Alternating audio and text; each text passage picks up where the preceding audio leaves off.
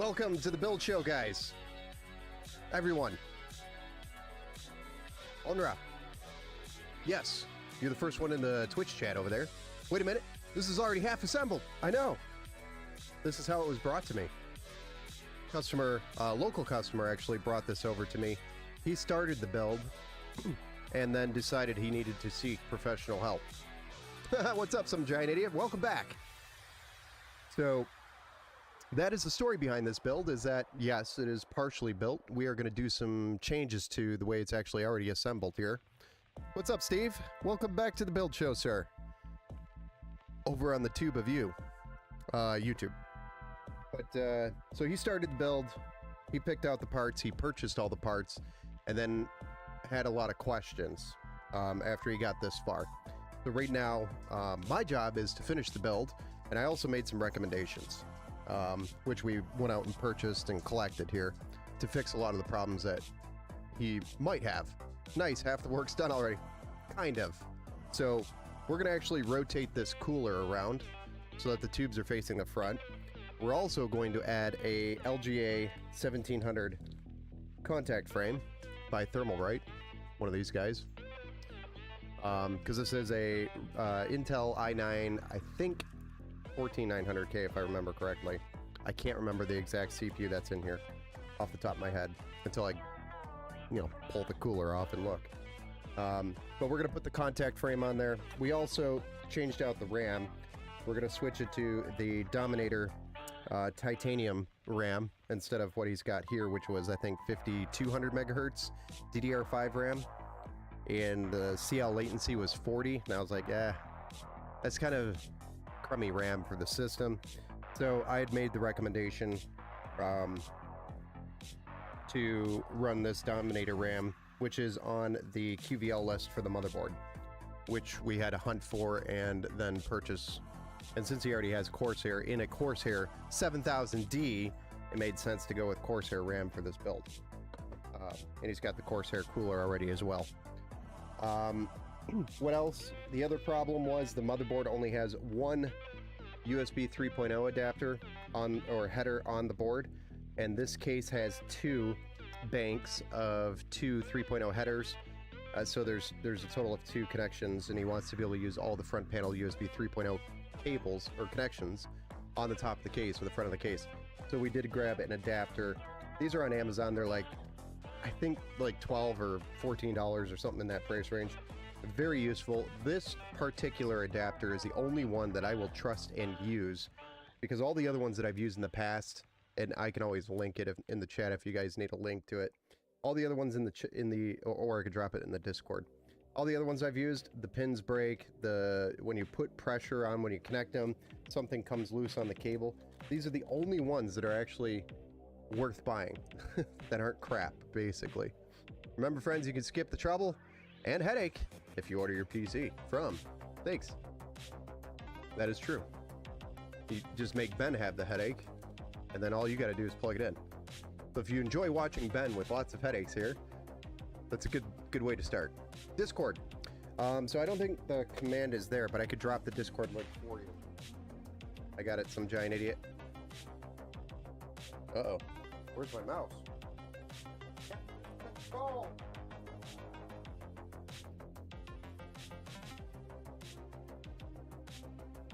Here, let me get the link.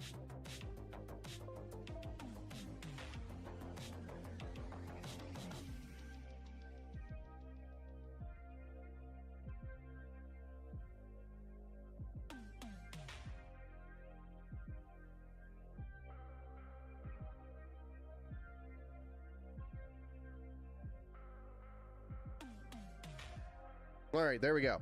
Links out there. So if anybody wanted to join the Discord, there is a deals on parts section. That's probably where I'll post it. If you're interested in that adapter ever. And it is on Amazon. It's like 12 or 14 bucks, but I'll post it there after the stream if you guys remind me to do that. Other than that, we do have a graphics card, and I also changed out his power supply. Originally, he purchased an EVGA 1300 watt G+. The only thing it's lacking, unfortunately, on this EVGA power supply, which is a great power supply. It's okay, don't worry about it. I dropped the right one there. Yeah, that other one, so there's two Discords, guys, really quick. One of them is supposed to be a more professional Discord for in power gaming computers, and there's not a lot of activity there. The second one is kind of the more fun server where I have most of my activity. So join the one that I sent over if you want to jump in some games with me at some time as well. And there's lots of cool stuff in there. But going back to the power supply, it's not that the EVGA power supply is a bad power supply. It's lacking a PCIe 5.0 compatibility, and he has an RTX 4080, I think, or yeah, 4080 Super.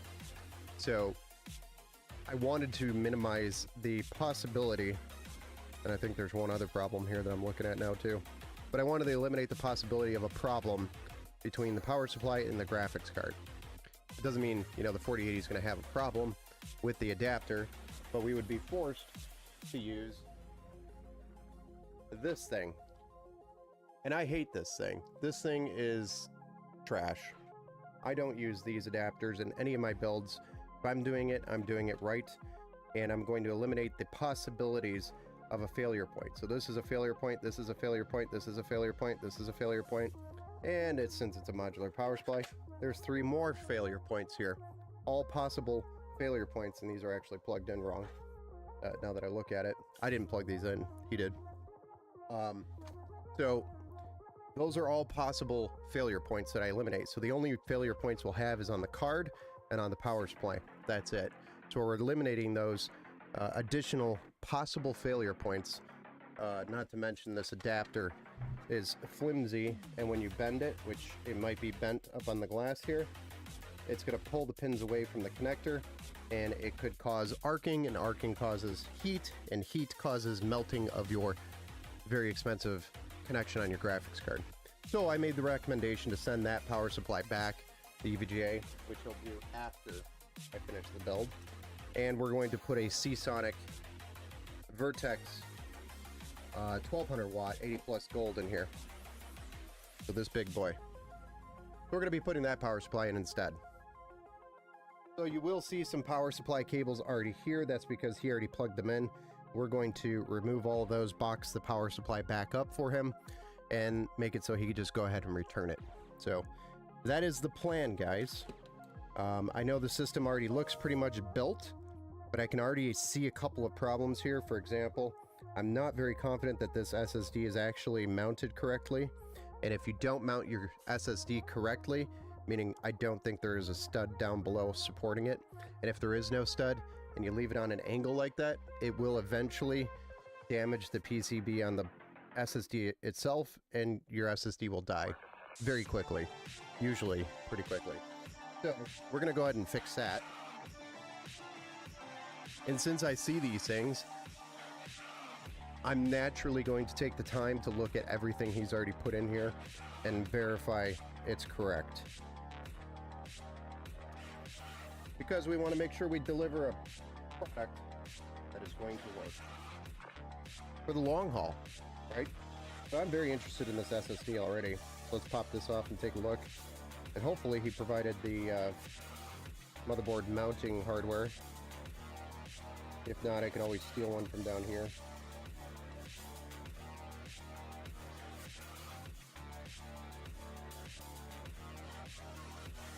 But yeah, see this right here? Let me zoom in on that for you. I'll get you nice and close, don't worry. And I'll move these.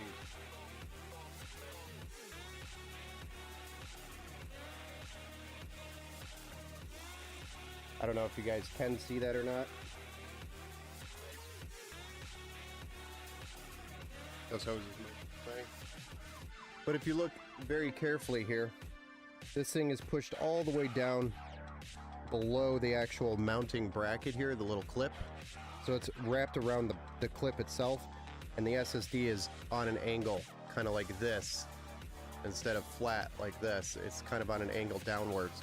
What that's going to do is eventually warp this board, the SSD itself, because it's going to generate a lot of heat, and over time that's going to warp, and as that warps, the actual memory on the board is going to basically just desolder from the board itself, and then you will have a partially functioning SSD causing blue screens and all sorts of crazy problems.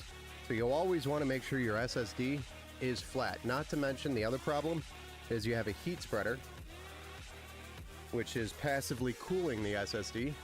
But if it's not making contact to this thermal pad, which you didn't even peel this, it's important to peel this and make sure the SSD is actually making contact to the thermal pad, so that the heat can be transferred off the SSD and onto the metal so it passively cools with the airflow of the case. If you don't do that, the way he had it set up, it's going to force this drive to overheat or get really hot because, number one, it's right underneath the graphics card, number two, or right above the graphics card, number two, it's not actually touching anything or doing anything for passively cooling, and then it's enclosed with a big chunk of metal on top of it that's not drawing the heat off of it. So that could be a problem down the road. So always make sure we install the SSDs correctly. This is in there pretty good by the original user that put it in here. I'm actually very concerned here. I don't see me getting this drive out very easily.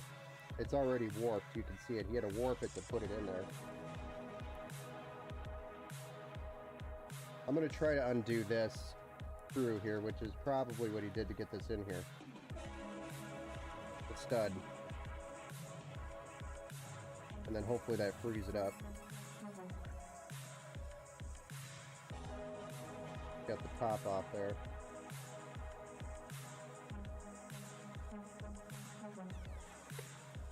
Yep. That was not how you install it. And if you look very carefully here, you could probably see that this is slightly warped already. Let me try to set this down here on something flat that you can look up and down at.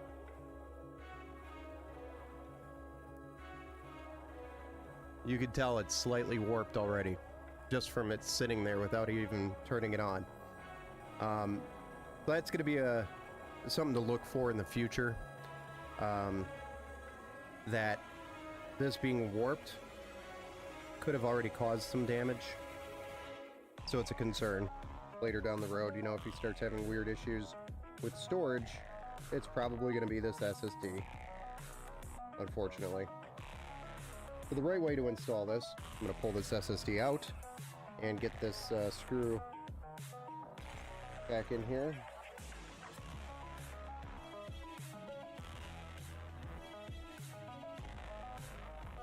The right way to install this is move this clip in the correct direction here. Something there. I don't want that in there. So that it's facing away. And then we would just put the SSD in its slot here. Slide it down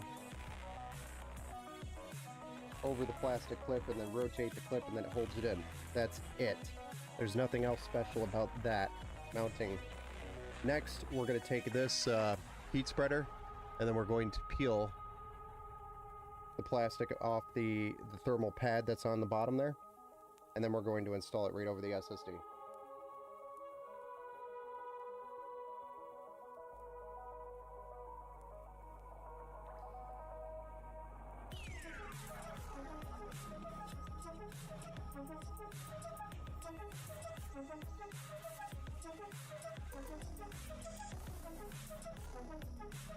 There we go.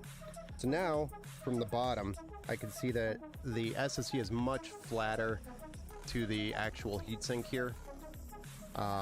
Whereas before I could tell, just by looking at it with the heatsink on the top, that there was a problem with the mounting.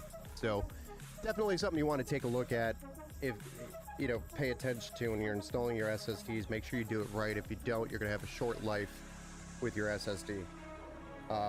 Next, we're going to go ahead and we're just going to remove this current RAM that's in the system because he's going to send this back as well.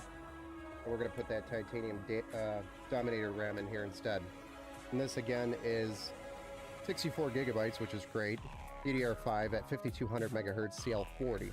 This is very cheap RAM. This is not RAM that I would recommend running DDR5. You're really not getting the full benefit of the performance of DDR5 with this kit. So, and also, it wasn't even on the QVL list for the motherboard itself. You can see maybe in the numbers there, I don't know. Maybe a little bit. But it's 64 gigs, 5200 CL40. This isn't the greatest kit, so I don't recommend this kit. You're going to be running DDR5, run something with a little bit more speed on it, especially the CAS latency. That's the important piece. And, you know, with such a lower speed there, you probably could have gotten it down to like CL28 or something. Hey, Tat, what's up? Made it. And only a few minutes late. Nice. Welcome.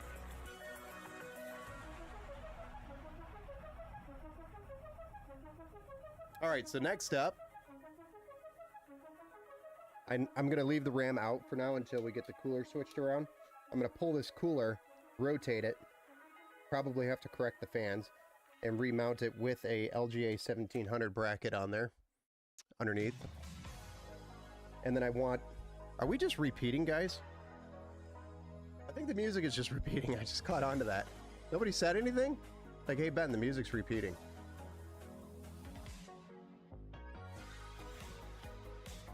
Cool music, though. No, we're not. We're not repeating, are we? No. It just feels like it. I don't know why. Maybe I have that song in there a couple times. I don't know. Anyway, we're going to rotate this cooler so that the radiator is facing the other direction, the hoses are facing the front. It's just an aesthetics thing. This is not going to impact performance, but the only thing I would say would be impacting performance. If we're looking at the radiator here, it's slid all the way to the front. So what this is going to do is all your airflow from your front is immediately going to get sucked out the top fans here. And it's just going to reduce the amount of airflow getting to the back of the PC. So I want to rotate these hoses to the front and then get the radiator all the way to the back, as far to the back as I can, to help draw the airflow out of the front and up to this corner, because you want this airflow kind of going on a diagonal angle from the front bottom to the top rear. So that's what we're going to do with the cooler. So that's our next step, is to remove this cooler and then get everything rotated the right way. That is why I'm doing it. You don't have to do this. This is, again, not a requirement. But since it's here and we're doing it the right way, we may as well do it the right way, right? Does that make sense? I got the fans freed up.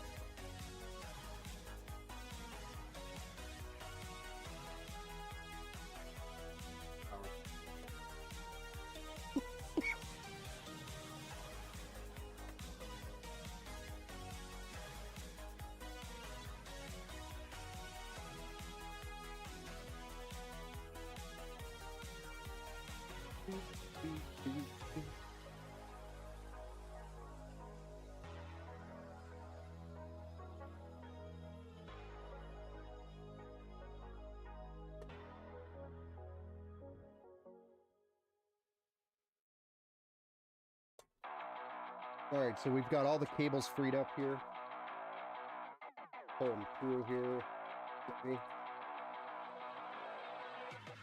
gonna be difficult to see this thing because it's a massive case.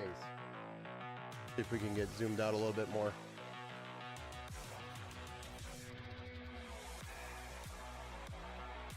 It's gonna be hard to see everything here because it is a massive case. The 7000D by Corsair.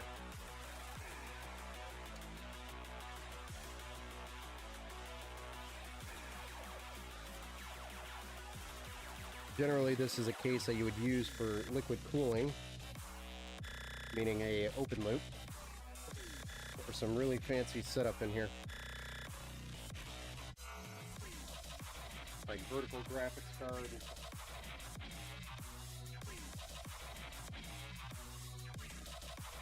Right, they're tied up here.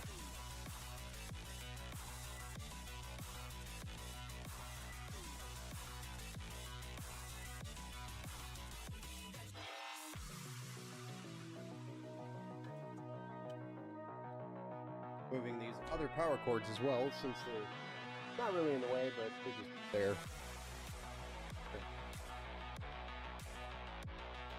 Okay.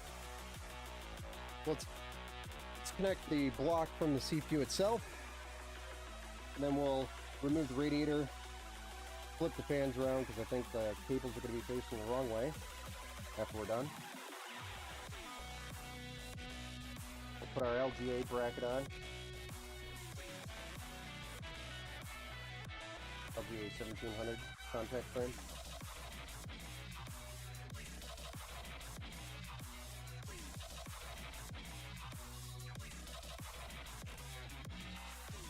I'm also going to take an opportunity to double check the socket because I didn't put the CPU in myself. I want to make sure there's no damage or anything to it. Not saying that you did, but it's always good to check if you're coming into a mid-build like this. You never know what happened. You weren't there when you first started. Please, no bent pins. Times 10. Yeah, exactly. That's where I'm at. I think I'm out of towels over here, so I gotta go get a paper towel real quick to wipe this down. Oh, don't want the hoses to touch that stuff. Be right back. I gotta grab a paper towel.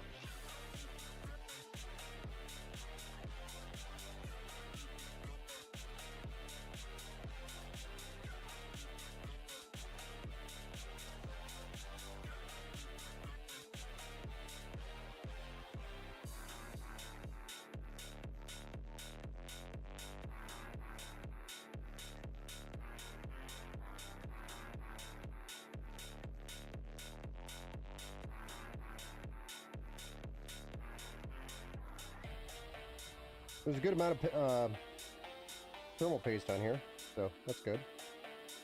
Would have been a good application.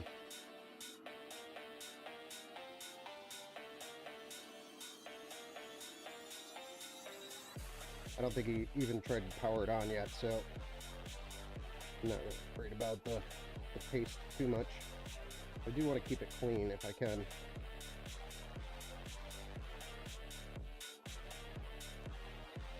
A little bit of paste on the side of the CPU, but well, not much I can do about that.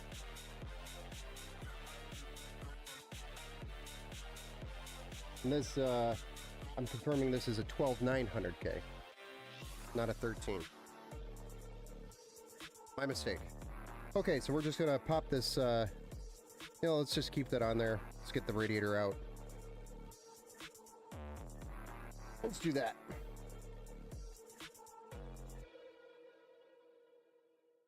Hey, what's up, Mitch, man? How's it going, man?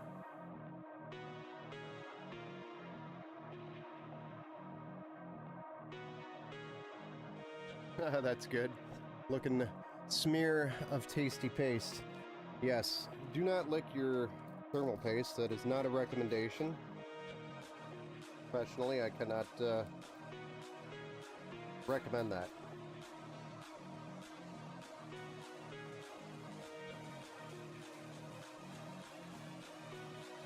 And how you doing, Mitch? How's everything going for you over there?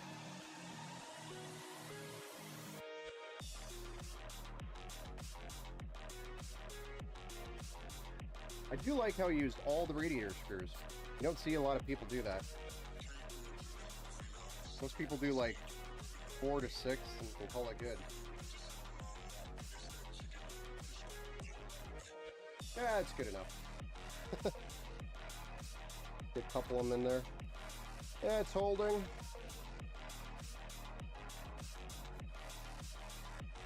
I will say these Corsair screws are really long.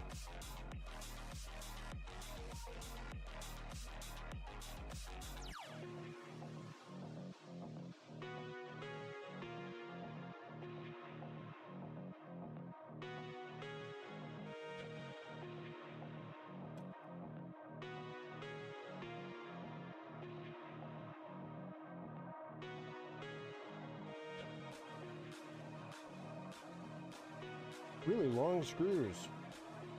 All right, we got the radiator out. Step 1, done. Oh, yeah, one other thing. You guys might have noticed already. Maybe not. It's hard to see. But do you notice something off on the back of this motherboard here? You guys notice anything missing? What could possibly be missing here, guys? What do you guys think? Hey, what's up, Ant-Man? Really? I've always used 4 screws per fan. It's not, you know, it's fine to do that. It's just if I'm shipping them, I always, you know, I'm building it, I may as well just put them all in.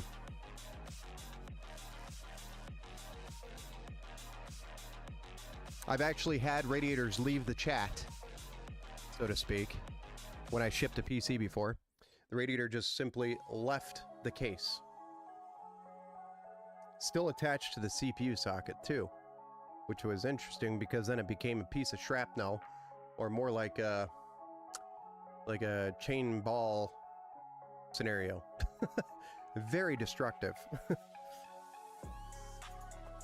Chillin', how are you? And the baby, the IO plate, thank you, Mitch, yes. The IO shield is missing off the back, which we have, thankfully, right here, so we're going to fix that as well. The baby is doing good. She's currently upstairs with mom, Mrs. Empower. She's been really gassy, I guess you can say. She's a gassy girl. Don't know where she got it from. But other than that, she's been good. And so is mom. So everybody's doing good. So, in order to get that in there, we are going to have to remove every single screw that holds this motherboard in, and then we're just going to slide it over a little bit, put the panel back in, and this is a good time to do that before I put the radiator back in, since I have all the space I need. I don't have to undo anything, but I am going to double check the rest of these connections just to make sure everything's good. I found a couple too many things that I don't like so far. So when you're doing a build for somebody that's already started it, always check it, because you're going to be the one accountable for the results in the end.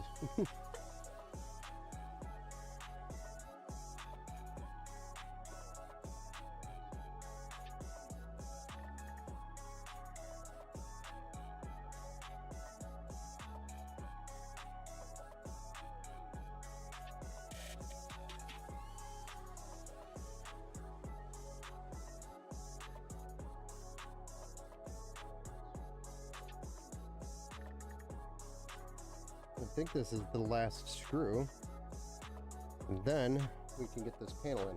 So I'm going to just lift the board up slightly and then slide it over, and that gives me enough room to slide this IO shield into the back and get that put in place. And again, there's no performance gain by putting this in. It's really just the professionalism of the build. And it does help with static air pressure if you want to get scientific with it, but it's not going to like increase your FPS or anything. This is purely aesthetics and the professionalism of building a PC the right way. Now getting it in here, that is a different challenge.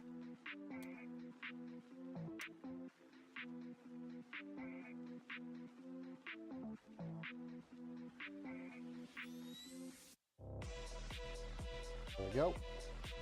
Now we're ready to slide this back over.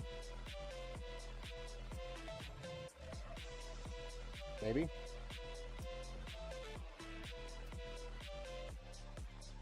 Something easy. One of the corners isn't in all the way or something.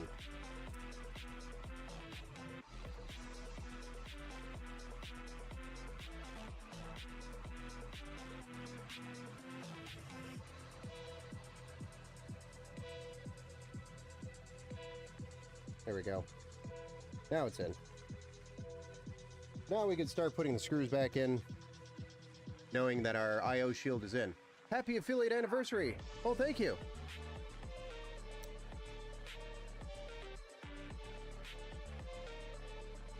Is it really that time of the year again? Hey, what's up, Robert? When you combine football and building PCs, your life is complete. Are you watching the What game is that? The Tampa Bay. It's Tampa Bay and, gosh, who's playing? I know it's Tampa Bay. I have them in my fantasy team. I have the quarterback, and the tight end, and the kicker, and one of the running backs. All on my team. It's terrible. My team's so bad. Welcome back to the Build Show, though. Nice. How to put on the IO shield. Yeah, that is how you do it. With the board already in the PC, you just have to remove all the screws, slide the board over. I could have left literally everything. If, let's say you had everything plugged in, you got to the end of the build, and you had to put that IO shield in, or you discovered that you didn't put it in, you could literally leave everything plugged in the board, as long as it's not, you know, zip tied to the back too tight. Slide the board over, put the IO shield in, and then remount the board again, rescrew it, put all the screws back in, and then you're fine. So you don't have to unplug everything. I've had to do that a couple of times because I'm an idiot. I've done it. Tampa Bay versus KC, that's right. Kansas City. How could I forget Patrick Mahomes?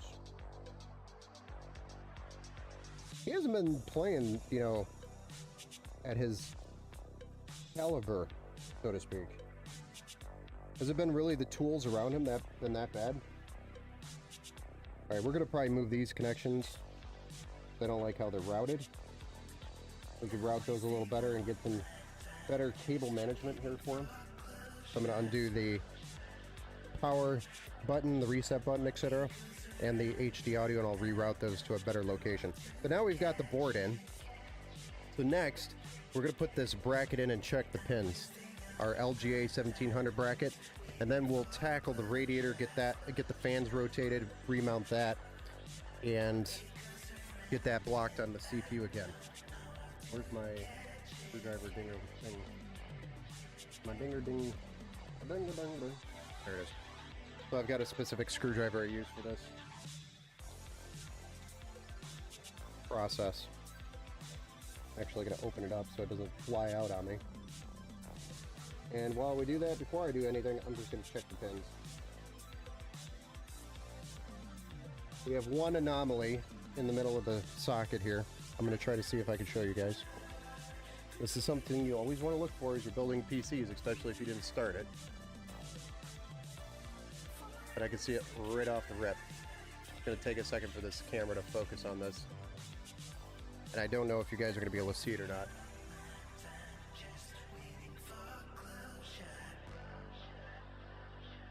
Let's see if we can go even further in. Oh yeah, you can see it. You guys see where it is? You see the anomaly in the pins? Right down here. This area right there. You can barely see it. Hey, what's up, Jesse? Thank you for the like. Over there on the Facebook side. Lamar Jackson is heading the way for his third MVP. Yeah, I know. He's pretty good. Top left, you see it? Top left. The top left is okay. It's actually right here. I was pointing it out. Right where the tip of my screwdriver is. You see it right there? There's something there. I'm not touching any of the pins, but there's definitely something there.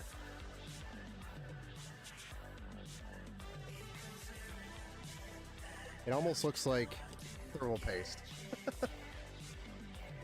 Hard to see. See if we could get even closer. Let's see what this 20x can do, guys. That's maximum. That's 20x on this camera.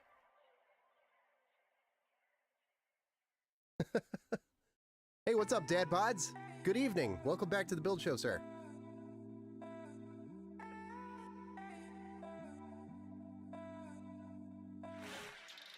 You see it. So, how are we going to get that out of there? Because we don't want it in there. It's going to literally live its life. I'm hoping all it is a piece of dust. From what I can see, it does not look like a bent pin. It looks like dust or a hair or something got in there. Something got in there that doesn't belong. So the best thing we could do is use air to get it out. We do not want to put our fingers in there. We do not want to put our tools in there. Because the last thing I want to do is accidentally bend a pin. though you could. There are, I have some really fine tools that I could use to really get in there. But what I don't have is a magnifying glass. And I could use the camera to help me out a little bit, but I would not want to touch these pins without my magnifying glass, and I do not have that right now because unfortunately it broke. And I just haven't bought a new one yet because I haven't ran into pins that needed a magnifying glass yet in a while. Maybe it's a camera, but the top left looks funky also.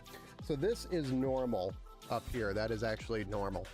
I know it looks funny, but I can see that they look fine. The top left. I usually use 97. Yeah, you could also use alcohol, but then we'd have to let it dry up for a little bit before I'm willing to fire it up. If we're gonna soak it, I let it dry before I fire that thing up, even though it shouldn't do anything, but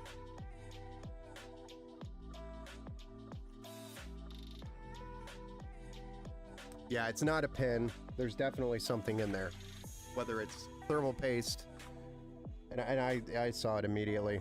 You can even see on the bottom of the CPU here, guys. You can see the side over here. There's thermal paste residue right there. You see it? That was not for me. So I'm pretty sure it's thermal paste. So I'm gonna try to blow it out with some air first.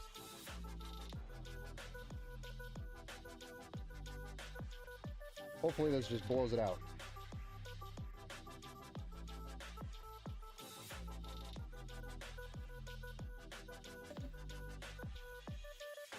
And it did. It blew it right out of there. So, yeah.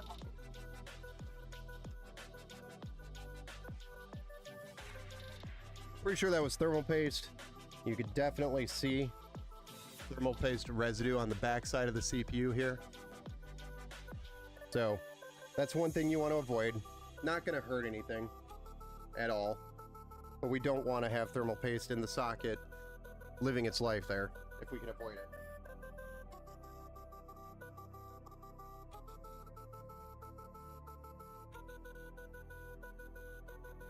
If it is avoidable, then we avoid it. Now this, I might get some some alcohol on it. Clean off the back of this.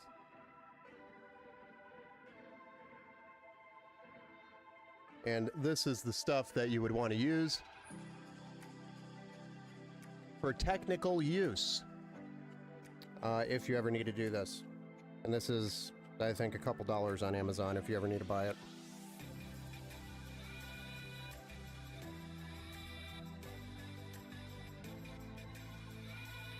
I'm just going to clean the whole bottom of this CPU and then let it dry off. Make sure all these pads are clean.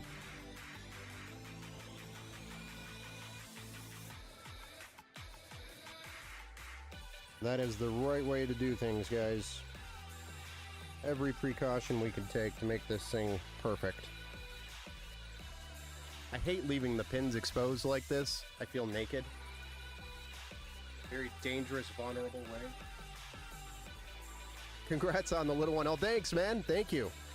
Compressed air, baby. That was actually the Wind Turbine 4000, I call it. No, it's it's on Amazon. You could buy those for like, I think 40 or 50 bucks. It's what I use pretty much to clean any PC that I have come through here. And I've had it for about a year now, or maybe a year and a half. And that thing's a beast. It's like a miniature leaf blower. That thing works. How did they get pasty paste underneath the CPU? I have no idea. Other than maybe he got paste on it first and then tried to put the CPU in and got paste on his fingers somehow. Or he tried to eat the paste and then tried... I don't know.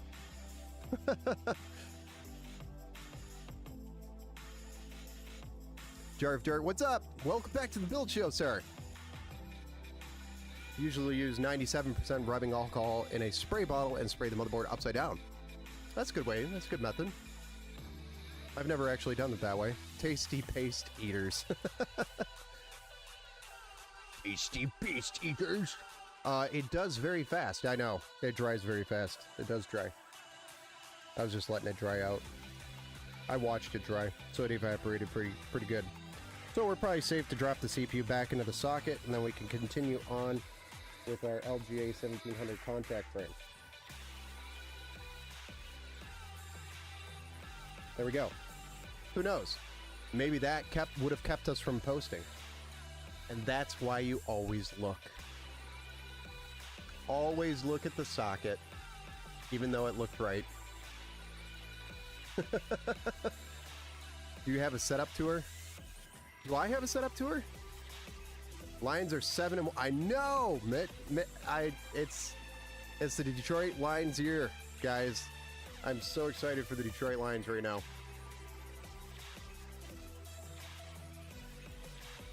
I've watched every minute of their game. But anyway, going back to your question, do you have a setup tour? There's not much to tour here. It's actually just a single large room that looks like a warehouse full of boxes. And then my stream setup and my PC over there, which is super dirty because I'm supposed to make a how to clean your PC video, and I haven't done that yet. It's been like that for pretty much the majority of the year. One day I'll get to it.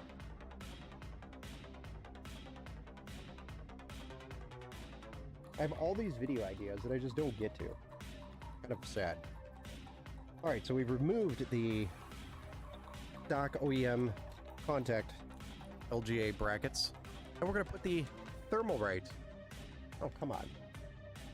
Why does my camera do that? There we go. Focus. We're going to put the LGA 1700 contact frame from Thermalright on there. Yes, you, Ben. Yeah, I really don't. I mean, I guess I could. But like I said, it's just lots of boxes. Don't jinx it. Yeah, I'm going to try not to jinx it. So much cleaner this way. And then we could get up to 10 degrees better on our temps by installing this bracket.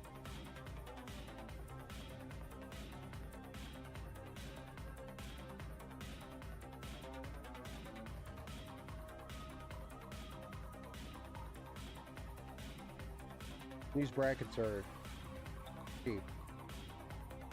They're not very expensive. Totally worth it.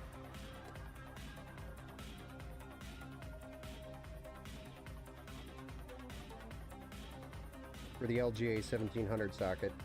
I don't know if it's going to be any different on the Core Ultra or the Ultra Core or whatever it is now. I think they'll change the name on us. There's really not a huge benefit to it other than keeping the thermal paste out of the annoying rigid design of the CPU. Keeps it a lot cleaner. So, in my opinion, that's worth it. Don't have to sit there and try to scrub thermal paste out of these small corners.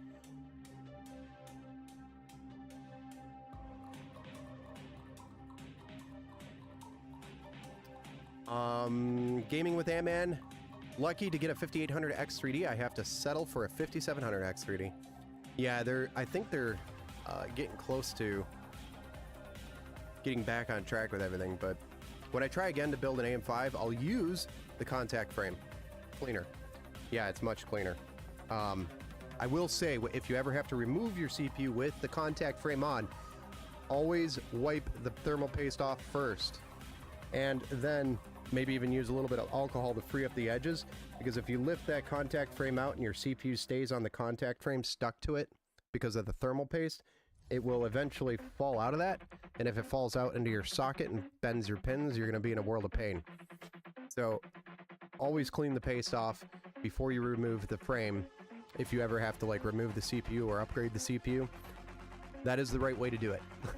I don't think there's any videos out there on that, but I have personally done it myself. And it sucked. It sucked because I had to replace the motherboard for the build. And that came out of my own pocket. I was like, ooh. Didn't see that one coming.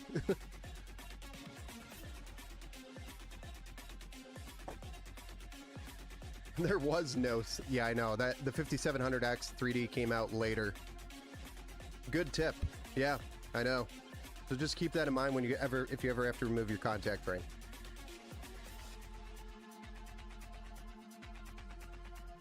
Tattoo tune-up, it's only gonna maybe help with a few degrees, up to 10 degrees Celsius, drop the temps.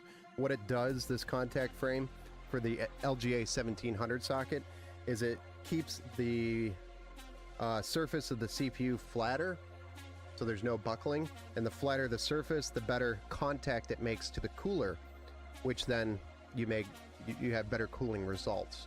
So that is what it does ultimately for the LGA 1700, and it's what's supposed to do for all CPUs. But this one's big enough where it actually buckles a little bit, and Gamers Nexus did a really good video on this. They have some really good input, including the spread results of with a contact frame and without.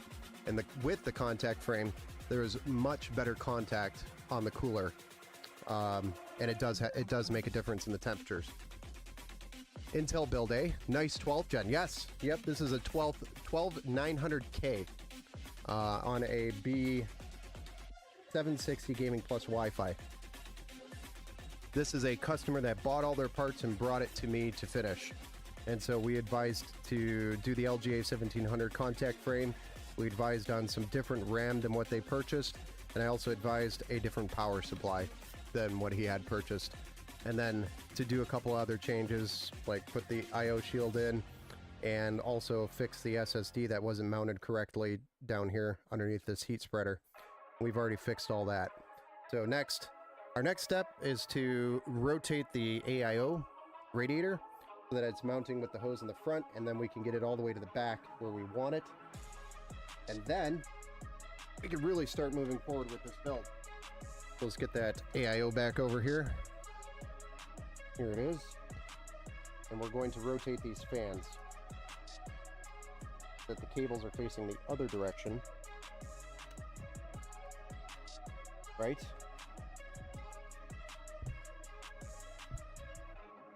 It's a great CPU, I know. Yeah, the 12900K is probably my favorite out of all of them because of the lack of issues that they had.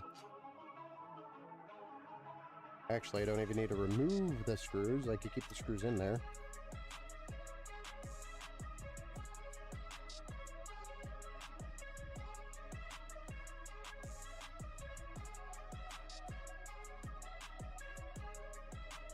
Four screws for every fan. So it's a little bit of a lengthy process, but it'll be worth it for the extra, for the difference in the airflow in the system itself. It's gonna help a lot. Not that it would have been like the end of the world the way it was. It's gonna look better, and the airflow is gonna flow a little better the way we want to see it.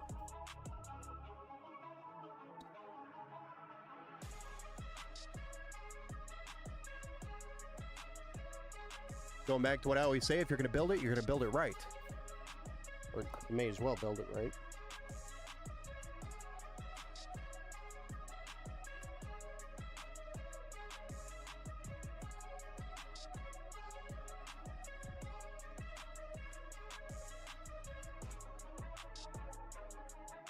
Alright, so now that we've got all our fans facing the right direction, we just have to secure the fans by tightening all these screws down.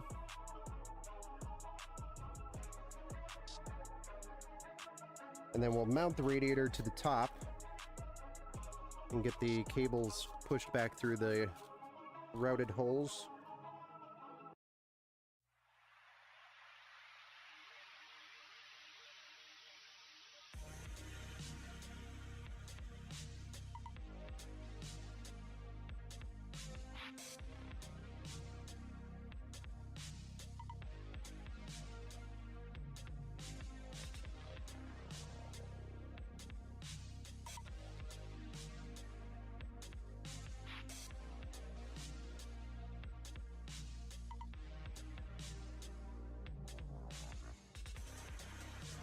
I know we really can't see what I'm doing here, but it's not that exciting anyway.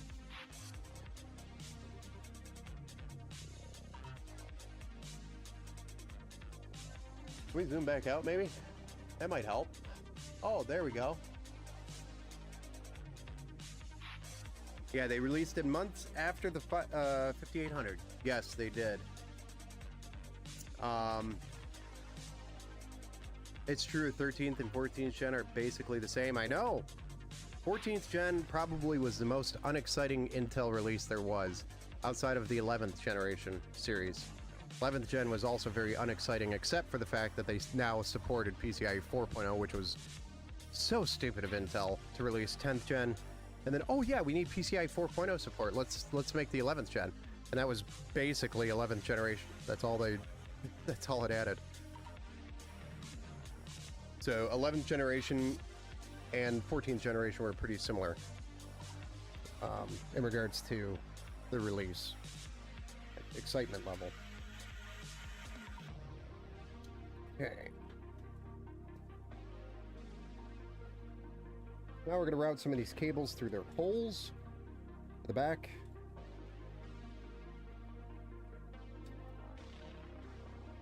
I'll try to run them all through the same hole here.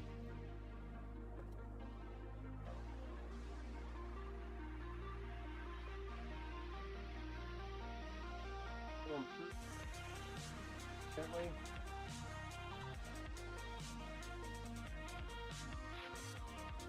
Here, and we can mount this thing all the way to the back like we want perfectly.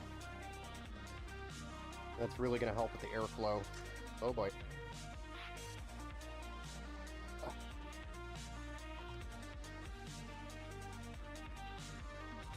Ah, shit.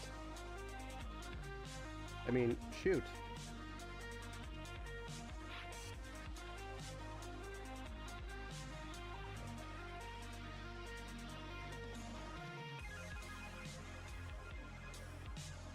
We're gonna get one in that corner and then one way over here in this corner here. I'll hold it, you know, so that we can focus on the rest of them.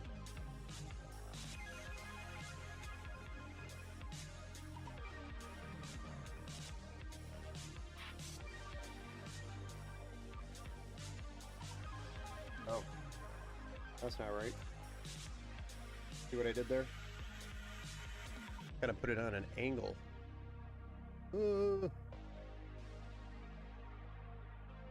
Even a professional screws up somewhere.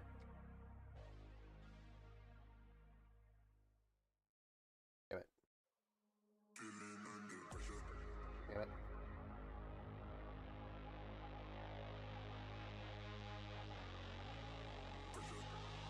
The latest gen Core Ultra 200 was such a disappointment.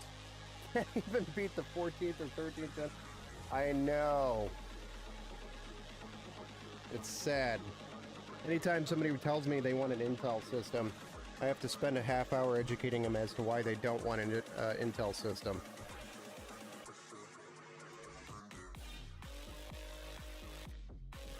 These are all the reasons why you don't want an Intel system. Right?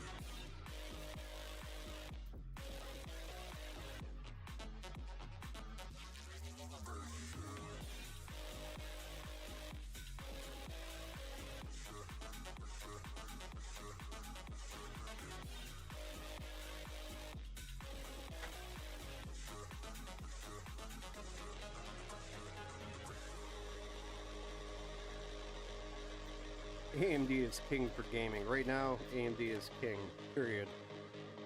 I mean, I think Intel's got a little bit on some of the applications still, even with their newest stuff. And their power draw is a little bit less, more efficient.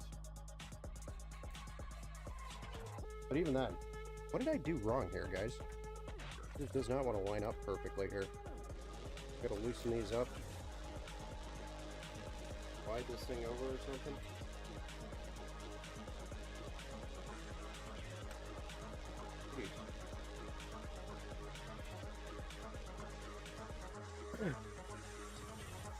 What's the GPU and the RAM? So the RAM is the Corsair Dominator series, 64 gigs, CL32 6400. I think that's what we got.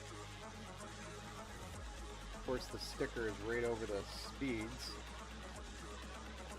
so I won't know until I open it back up, but I'm pretty sure that's what we got. 6400 CL32 64 gigs.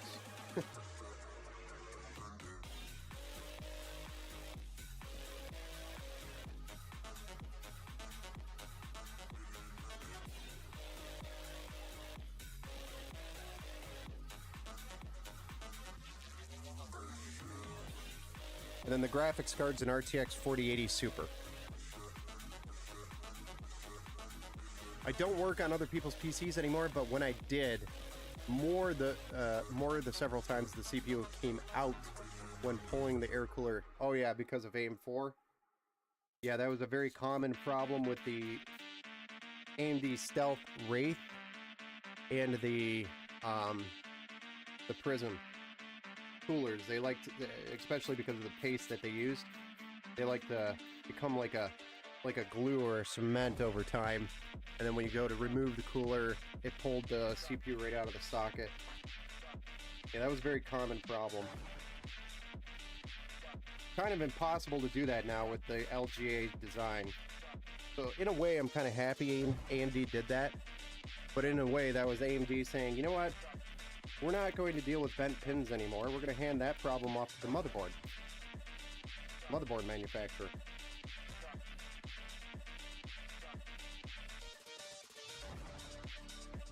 Kind of smart of them in a way. I can't get that in there. All right.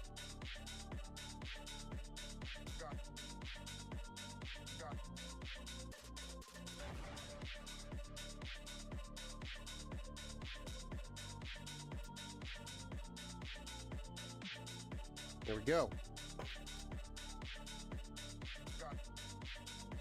We've got our AIO mounted right here anyway.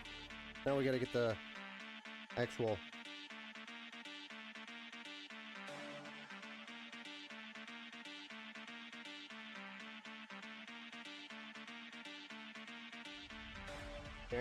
block mounted to the cooler itself for the seat.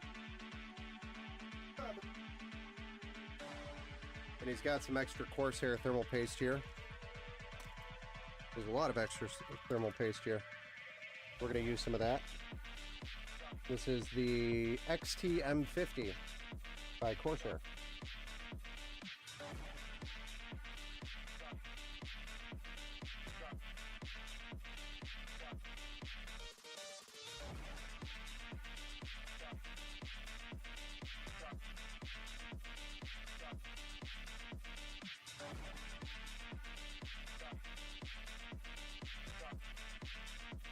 Not too worried about too much because we have the bracket on there. I usually tell people who want a gaming PC to go AMD X3D, yes. But if you want to go graphics design or Photoshop, Intel i Ultra 9 is slightly ahead with the extra threads and higher clocks. That is correct. That's what I meant by applications. Intel's got a little bit of a lead there still. So, gaming is AMD all the way. 100%. Here we go. Got a little bit of thermal paste on there. Taking it out. Not the white bit. Make sure there's no plastic underneath. Didn't have been. Had plenty of nice. Plenty of discoveries already on this build. I would not be surprised here.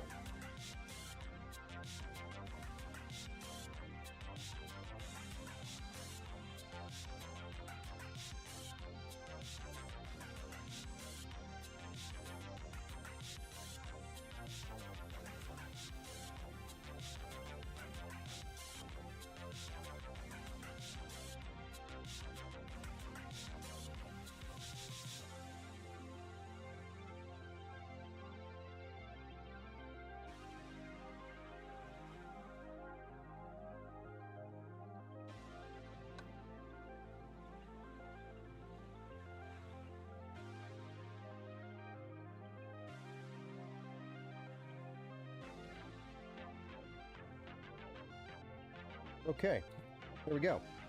Get our cooler mounted. We just have this single cable going to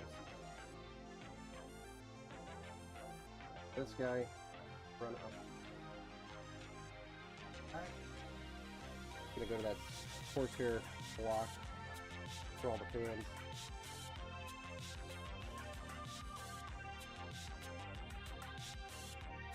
Try to get some zip ties on that.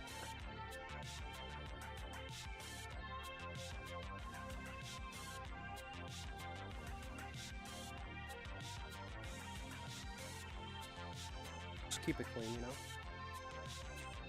Wanna keep it clean.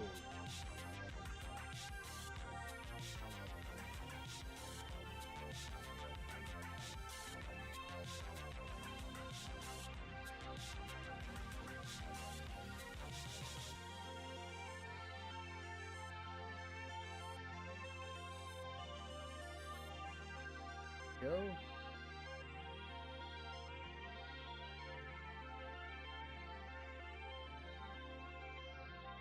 There it is. Now it's time to drop the RAM in there. Let's go find out what we actually bought, because I can't remember off the top of my head, even though it was 2 days ago. Or less than. But that's what happens to me when I talk to 18,000 people about different things. Nice.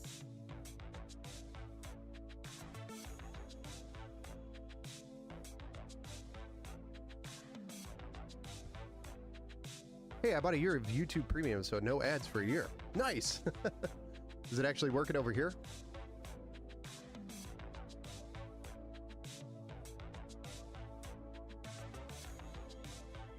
You'd always warm up the CPU before pulling the... Yeah, that's the right way to do it as well. It'll help. It helps a little bit, anyway. Yes, turn left and right slowly before pulling it off. Yes. That is also a good tactic. Warm it up. Shut it down immediately. Start trying to remove it. Twist it. Ben, are you good at solving the task host window? Is preventing Windows from shutting down, close app, and safe work. We could take a look. We could take a look at that and see what it is. See if we can figure it out. But usually it's never the same thing. It's never... But usually that means it's got something to do with Windows. Like a bad update or something. So you could try to do like a repair using command prompt. That's usually the best thing to do there for that situation. We're going to put our new RAM, which I'll confirm, is DDR5 6400 times 2, 32 gigs, so 64 gigs total, 6000 megahertz TL30. So even better than I thought it was. This is the Corsair Dominator Platinum, titanium, right? Titanium.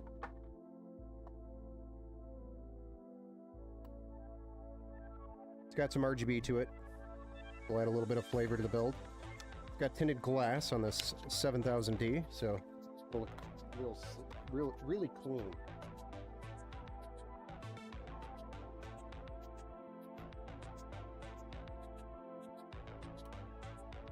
Go.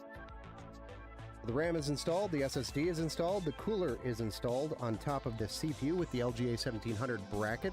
We got our I/O shield in there now, and we've repositioned the radiator so it's in the right position, so that the airflow is going to come from the front and get pulled to the back. More thermal paste over there. This guy had a thermal paste party in here. Unless that was from me. Could have been from me. When I pulled the cooler block. There's still a little bit right there too. There we go. That is good to go. What do you guys think so far? Fancy RAM? Yeah, I know it's fancy. Fancy is the right word. Should be, you know, solid RAM. We should not have any RAM problems with this build. You get to see my mess over here, guys. It's really messy right now.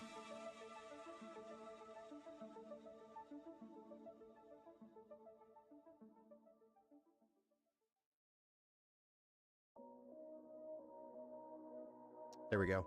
A little bit better view. I'm not like standing in the middle of the PC.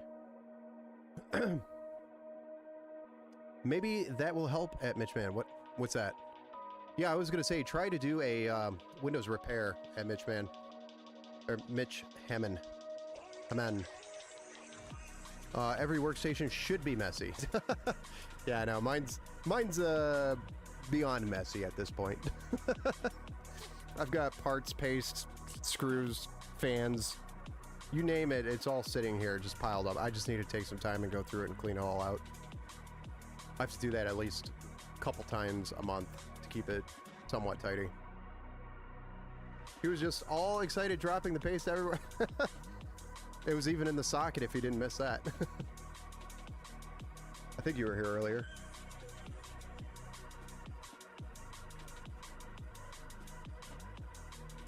I think for Black Friday, I'm going to pick up a 5700 X3. Should I get AIO with it? Either that or if you want to stay air-cooled, get the Peerless Assassin by Thermalright. That thing will keep the 5700 X3D nice and chill. So if you want to save a few bucks, I think it's like 35 bucks for the Thermalright Peerless Assassin. It's like 35 bucks on Amazon right now. It's a great cooler. It'll cool that if you wanted to stay air-cooled. If you wanted to go AIO, Thermalright, again. The Frozen Note is a great cooler, 360 millimeter. They also have a 240 millimeter version, but I would put the 5700 X3 on a 360 at least. Not that the 240 couldn't do it, but just my preference. I have a 240 right now on my 5700X, non-3D, and it can barely keep up with it. And it's also a really cheap AIO that I was just testing because they sent me it. I think it was Vitro that sent me that one. And I gotta say, it's done a really good job. You know, even with the messy environment that I left it in, because I let my PC get really, really messy so I could do a YouTube video on how to clean your PC that I haven't done yet. So it's been really dirty for a long time. And it's still keeping up. It's impressive. But it's just not as good as Thermalright's cooler, 240 millimeter. So I would say if you're going to compare Vitro versus Thermalright, Thermalright has done something different with their cooler, and I think it's the pump in the line. That makes a difference. The inline pump. Just Thermalright is killing it. I know. You can't say anything wrong about Thermalright other than, you know, every now and then I come across a brand new fan with a bad bearing or a messed up bearing. That happens, but I mean, I have fans here on hand, and they're so cheap. It doesn't really hurt me. So.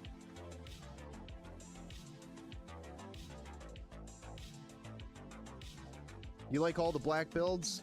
Is less likely to steal a sleeper PC. Mitch, are you on Ben's Discord? Yeah, I think he's in the Discord. Yeah, he's in there. Okay, so now that we've got all this done, I think what I'm going to do next is get the front panel connectors done for the case itself, get the Corsair hub plugged back in, and then I'm also going to mount the, because this case only came with two 140s on the front and a 140 on the back, so I think I'm going to mount a 140 here that I have for him, free, on the front, so I can get him three 140s on the front. Get a little bit of better airflow in the system. Not that the two couldn't handle it, but I have it here. They come off of cases for free, and may as well donate it to somebody who could use it. So let's do that. Although, getting this sucker in there is going to be a pain. I just realized how big of a process. One, we have to remove this. Two, we have to remove that. Probably just that.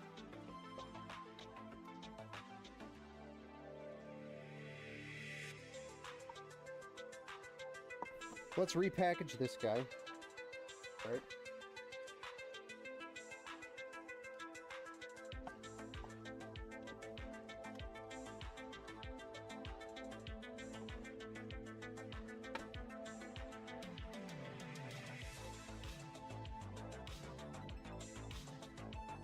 Oh. Hold on. Who's it?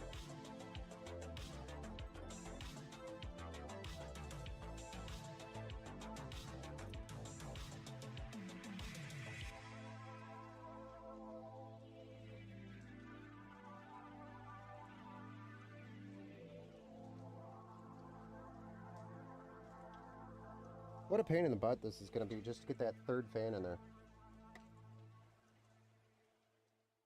I didn't realize how big of a pain it was in this 7000D until I looked at it. It's been a while since I've been in one.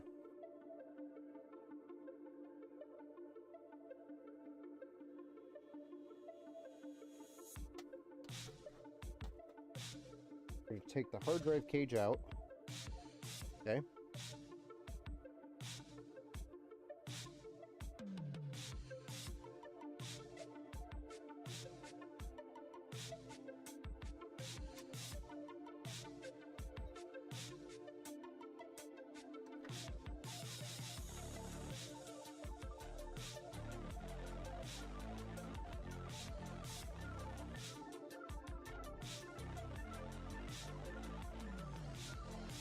Find some fan screws.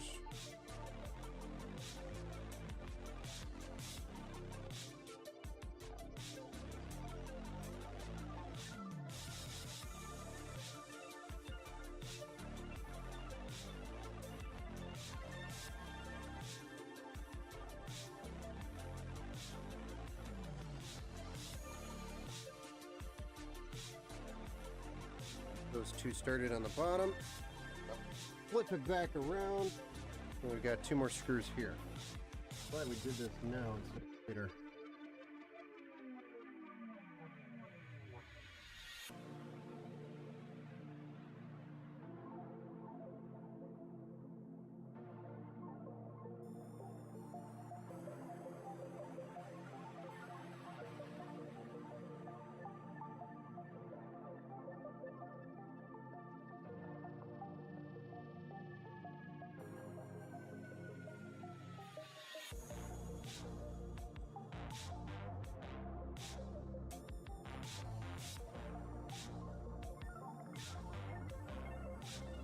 Go. We got that third fan in there. Now let's just tackle these front panel connectors. There.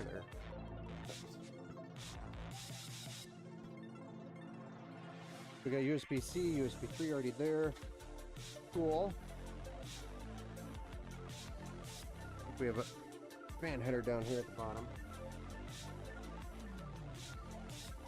Of course, as far away as possible.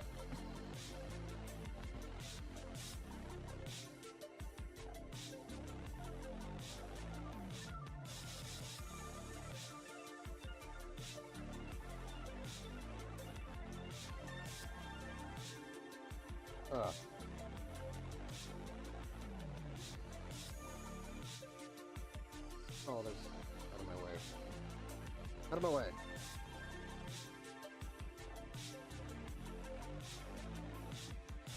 That little fan thing is too short to make it to the bottom of the case. That's kind of retarded by Corsair. Now, you have a hub for your fans, but you can't even make it to your fan header. Dumb. Corsair was full of engineers.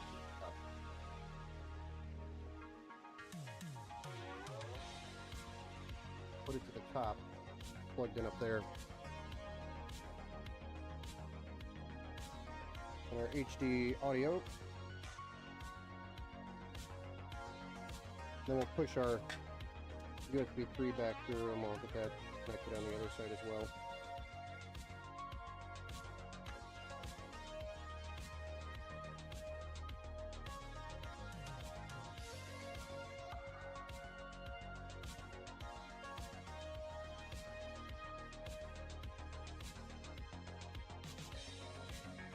Big Corsair cases, yes.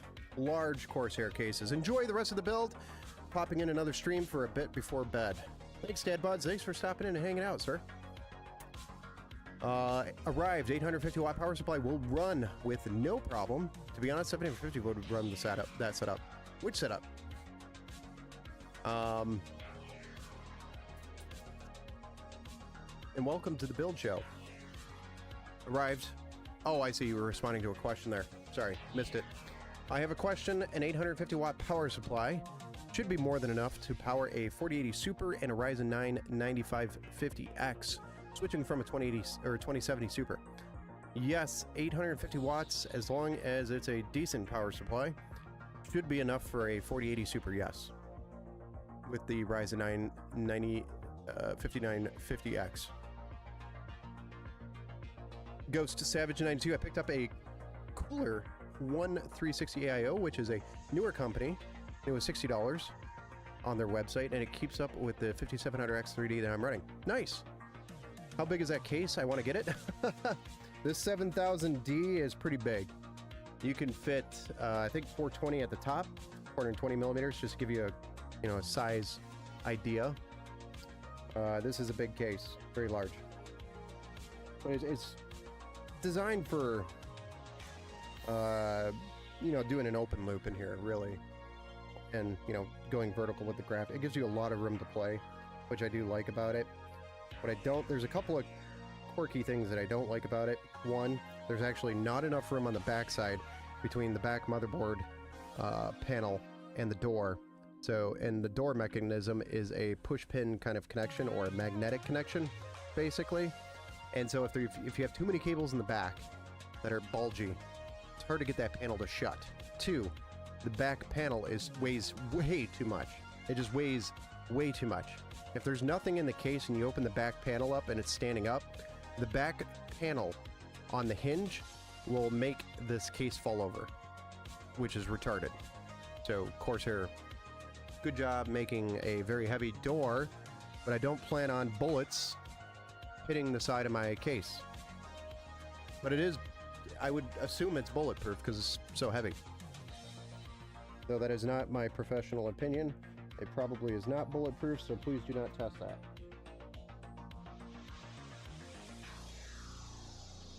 Or if you are going to test, you're testing at your own risk, not with my opinion at all.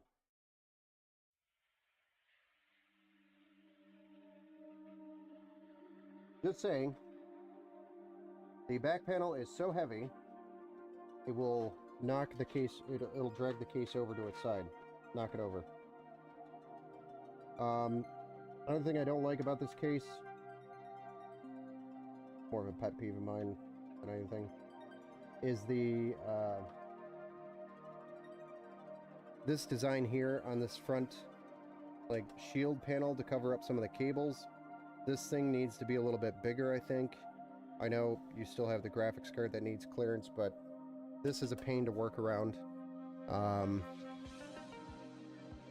then there was something else the last time I was building in this case, and I can't think of it.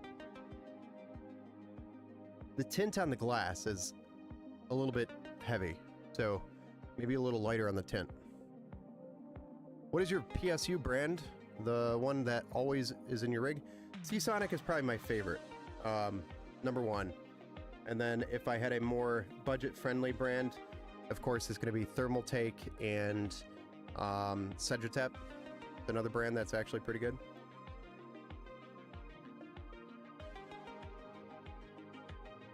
This is a full ATX tower, eATX compatible tower, so it's a full tower.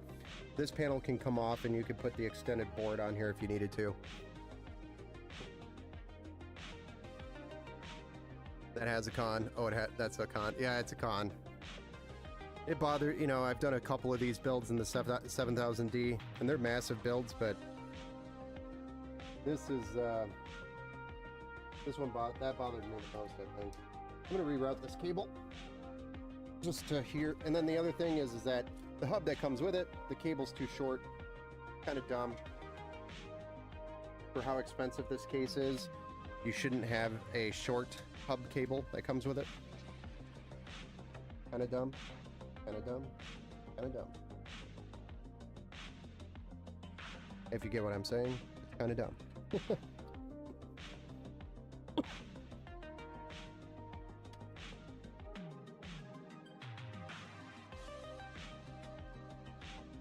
Go. Got all our connections plugged in. Now we just got to deal with this hub. We can start tackling the power supply cables, or the power supply. Then all we got to do is drop a graphics card in here, put the rest of it back together, do some cable management, and call it a night. Oh, shoot. I meant to do that USB 3.0 thing. Here's another thing that we had a problem with this case and this board combination. This board only has one USB 3.0 header for the front panel, but this case requires two because it's got a total of 4 USB 3.0 on the front. So the quick fix that I was talking about earlier is this little adapter here that you can buy on Amazon. They're like 12 or 14 bucks. This is the only one that I will use, and the reason why is because it is not flimsy and it's not a piece of crap. You can plug them in, unplug them, and it won't break. Other adapters I've used like this just break. And the reason why I'm using this, even though yes, it will be sharing the bandwidth off that single header, is to give them the full functionality so you can just plug into any one of those USB ports. And yes, it will be sharing the bandwidth, but it's going to make it so it works. So I'm going to unplug the one that he has plugged in here. Send that back through. And then try to route this through here gently.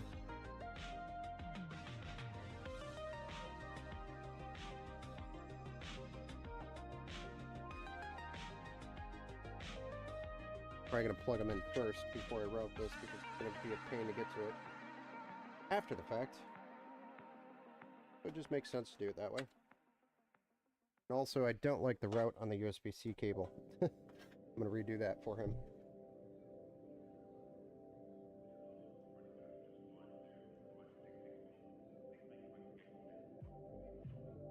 Go. He is routed the right way.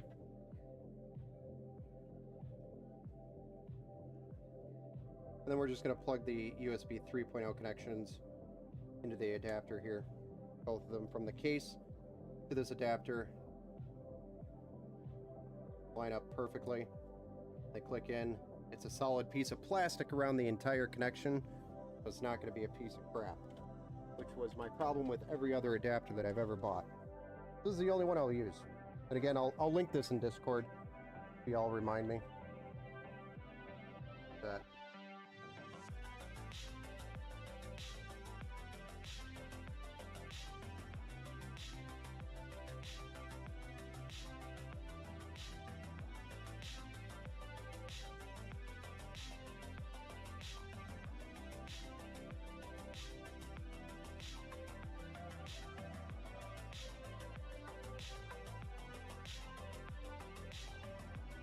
Well,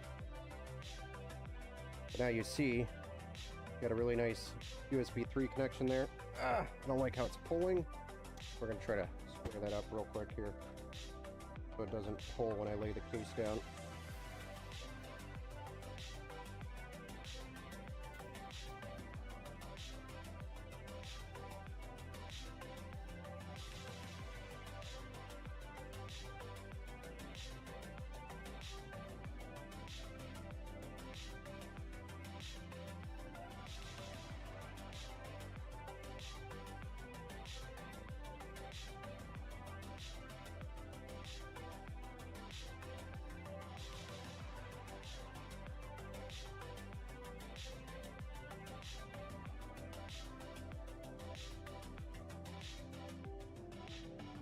We've got some good clean cable management already going here.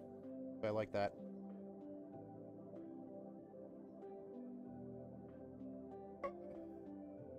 And it's pulling that adapter pretty hard. I don't like that. Don't like how hard it's pulling on that.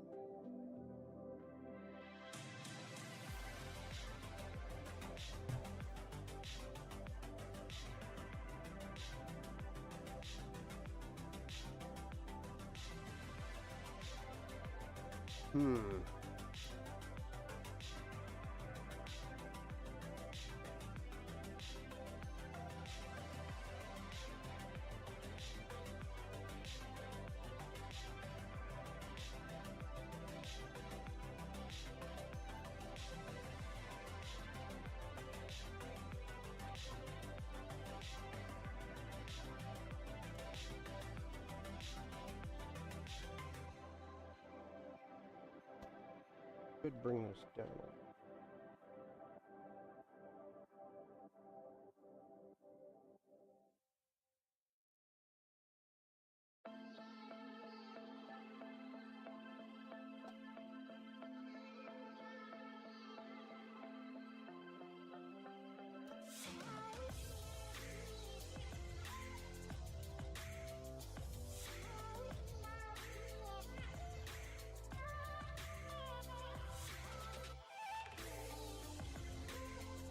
we go. Much better. We just had to work at it a little bit. Okay, power supply time. Or the hub.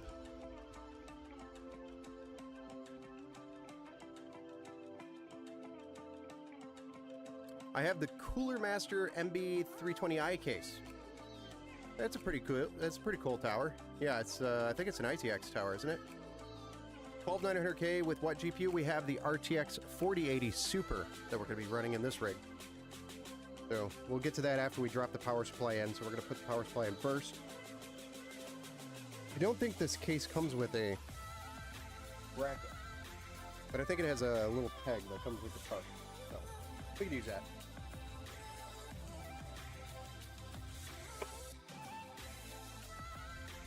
Oh my goodness. Power supply time. Let's do that. Shall we?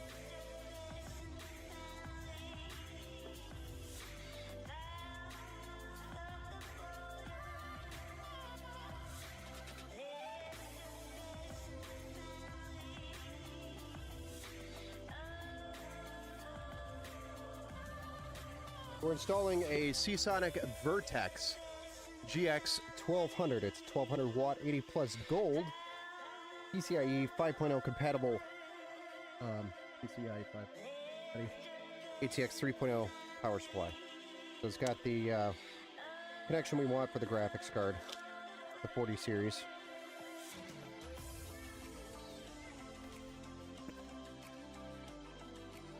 At 12 volt HP connection.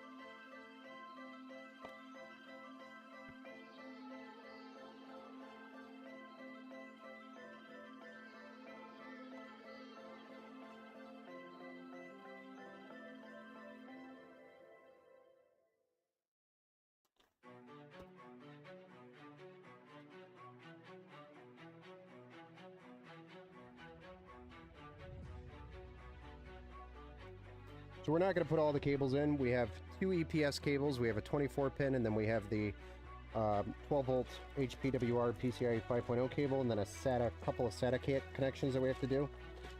And that's about it. We don't need the rest of it. How much RAM and storage will be in this build? I think it was a 2 terabyte SSD, if I remember correctly. And it was a Samsung 980, 980 Pro. 990 Pro, I'm sorry. Samsung 990 Pro. So that's the storage. And then we have 64 gigs DDR5, 6000 CL30, which is the Corsair Dominator Titanium. That's RGB. So lots of storage and lots of RAM to start with. And there's definitely a couple more M.2 slots on this board that we can expand on very easily if you needed to. So that would be good for future use. Here's my PCIe.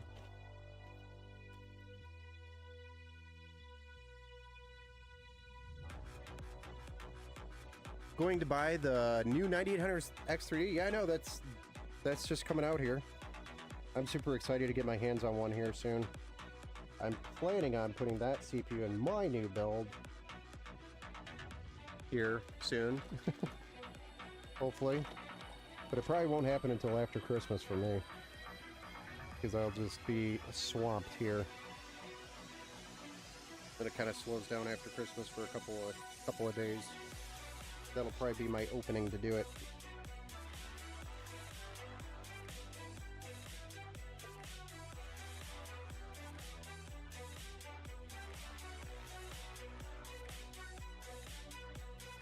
How much difference would there be between a 5800 X3 and a 7800 X3 with a 7800 XT? I'd say you'd probably see close to 20% difference at least between the 5800 X3 and a 7800 X3.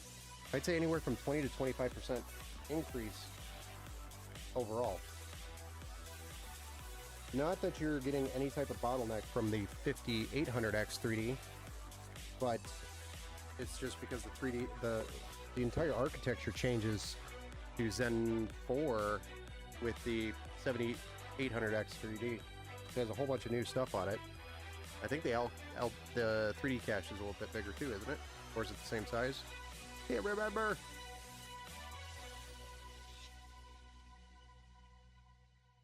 So the build I'm planning, which, you know, I was thinking about doing a stream to kind of just sit down with all of you and kind of build it out together, since y'all have been following me for so long. Help me build my build, so to speak, pick it out. But the one I was planning on doing, what I was thinking was like a 9800 X3D on probably an 870 X870 motherboard. And then I was thinking about waiting for a newer one of the 5000 series cards to drop, like a 5080 or a 5070/5070 Ti or 5070 Ti Super if they're going to play that game again. I don't know. I haven't decided on the card yet, but I really don't need anything like super crazy for the card. So I could even probably just run my 3070 Ti and be happy with it. The biggest limitation in my PC right now is storage, RAM, and motherboard. And then my CPU is just constantly pegged at 100% now with the 5700X, with everything I'm doing on it. And it's because I'm streaming, I'm constantly in and out of like Photoshop and editing videos, and then building quotes and estimates and stuff. So the PC is becoming a limitation.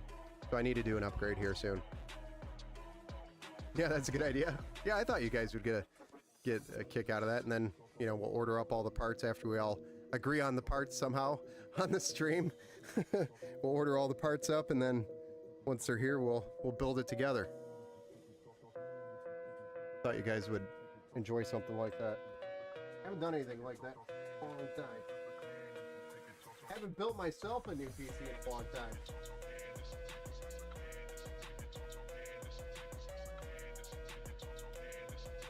The PC I have here has been a diehard for the last, gosh, three and a half years now. It was when the 5700X was new.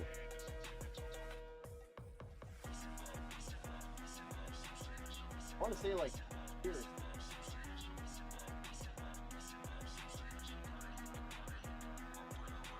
It was a beast. It's still going. I have abused it.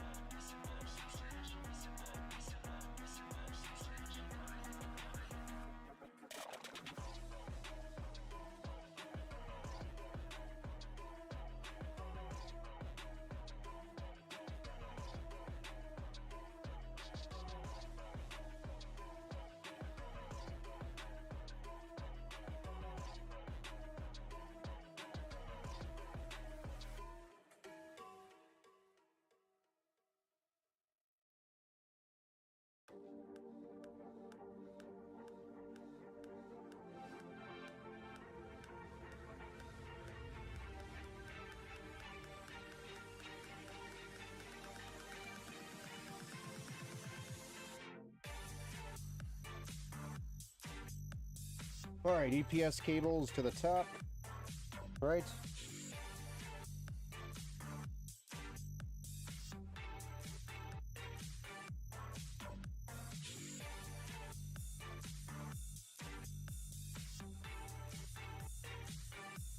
How did I do that?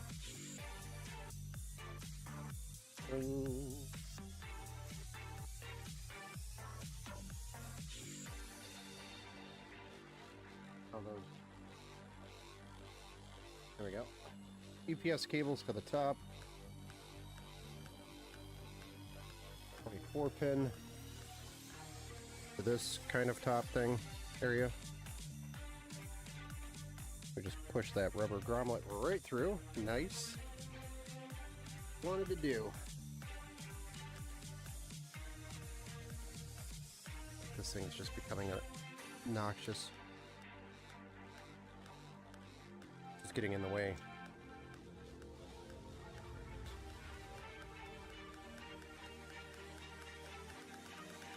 Nice.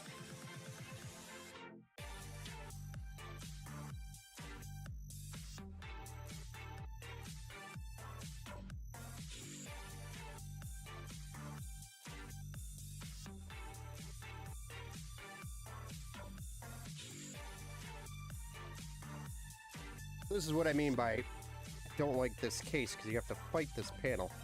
Yes, I could take it off and then push this through, but where's the fun in that?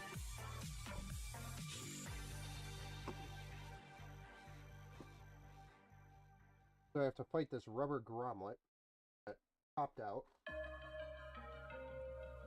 and fight this big metal panel here, just to do that. Dumb design, in my opinion, for sure.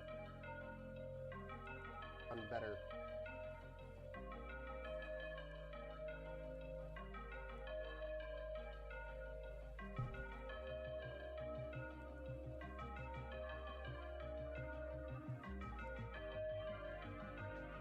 There we go. We got our 24 pin and our EPS cables in. So all we got to do is drop a card in here, power that, and wire it up. We'll have some cable management on the back, and then I guess we do have to plug this hub in for the fans on the cooler.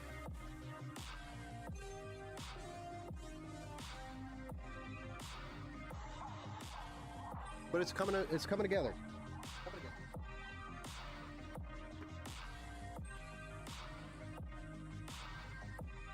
Here is our 4080 Super, brand new.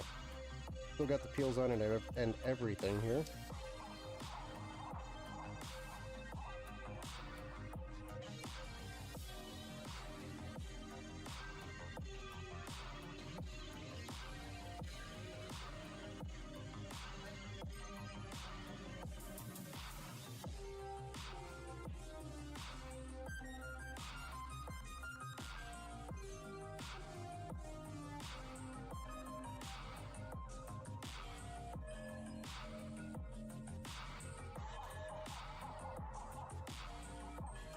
Usually a good sign if the peels are still on it.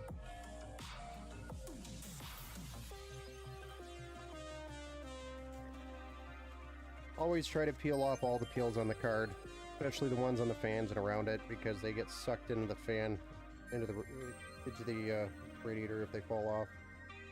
And then that could be a pain because it'll be sitting there making a ticking sound and block some of the airflow. Always remove those. There's that last peel.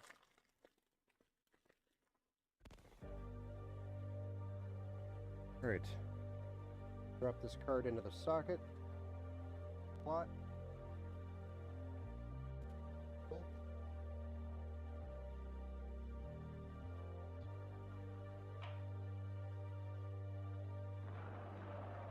There we go. Now we're missing screws. They're in here.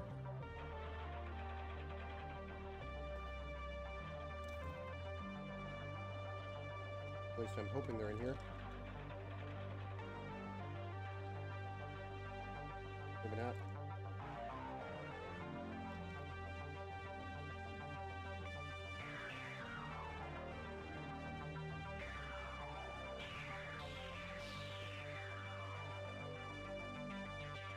And the box that's labeled Corsair.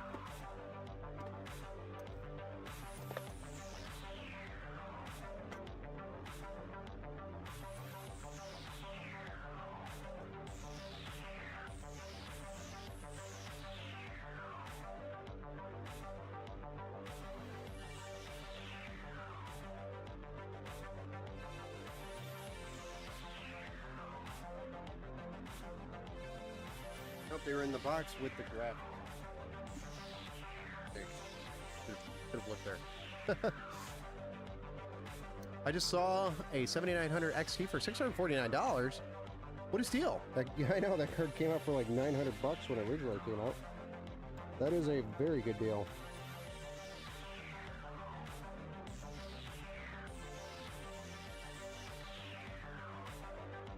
You say XT or XTX? XT. Yeah, no, that's a good deal. Is that used somewhere or brand new? Where would you see that? If you're in the Discord, Steve, feel free to drop that in the Deals on the Parts channel. In the Discord.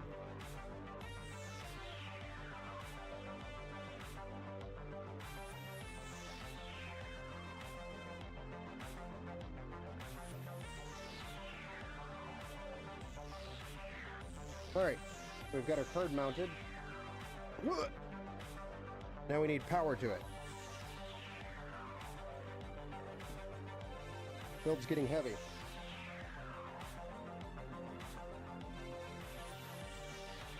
So.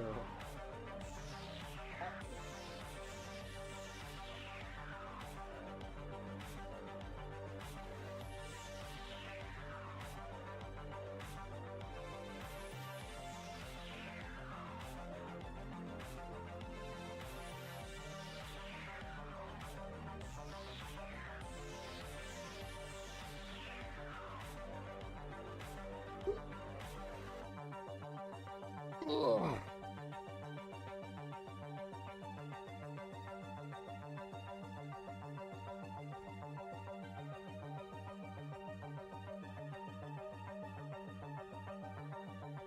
Come on now.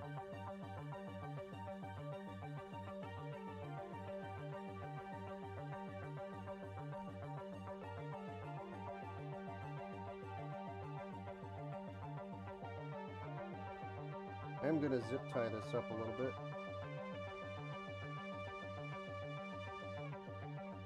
4-pin cable here. I don't know why on these Seasonics, but they're always loosey-goosey.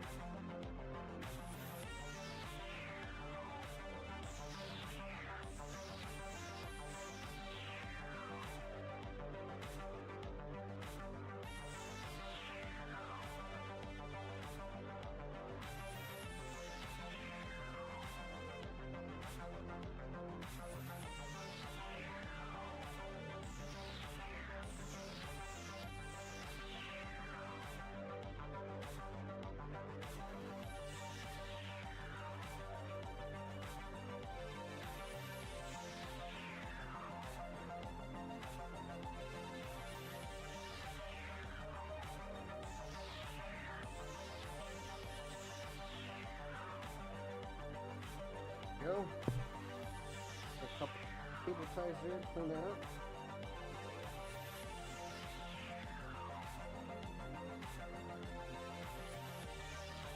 Good to go there. Nice. And then I want to throw a cable tie on these up here.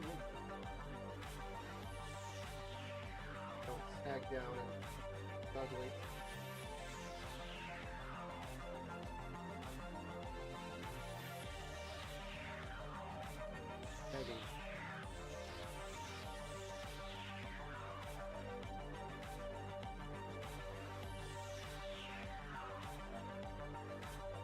Much better.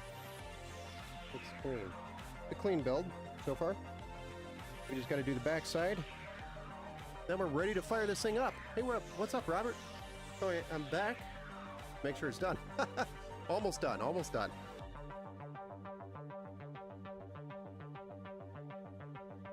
He says it's new on Amazon. Nice.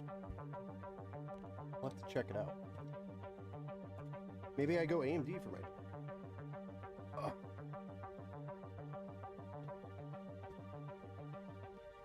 All right, so now we just got to clean this up and get this hub in here. Then we're good to go. Go.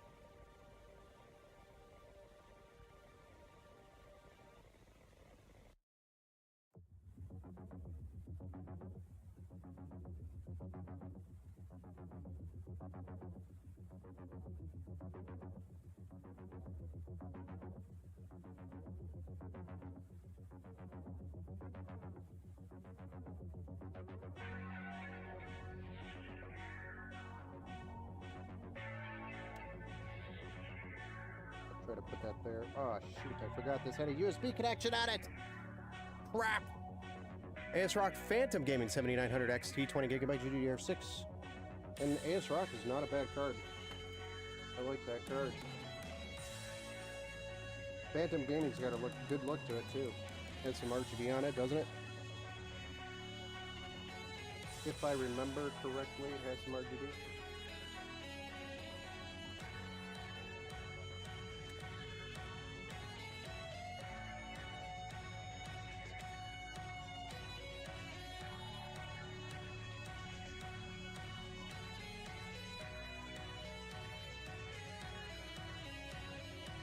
I want to make sure I'm plugging into the number 1 on this hub. Of course, here could be very specific in the software side. And I kind of know where the cable is related to the fan based on the cable length. This is actually...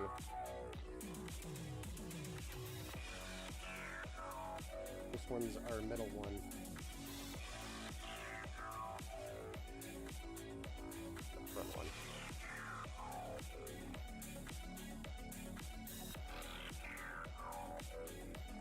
I think.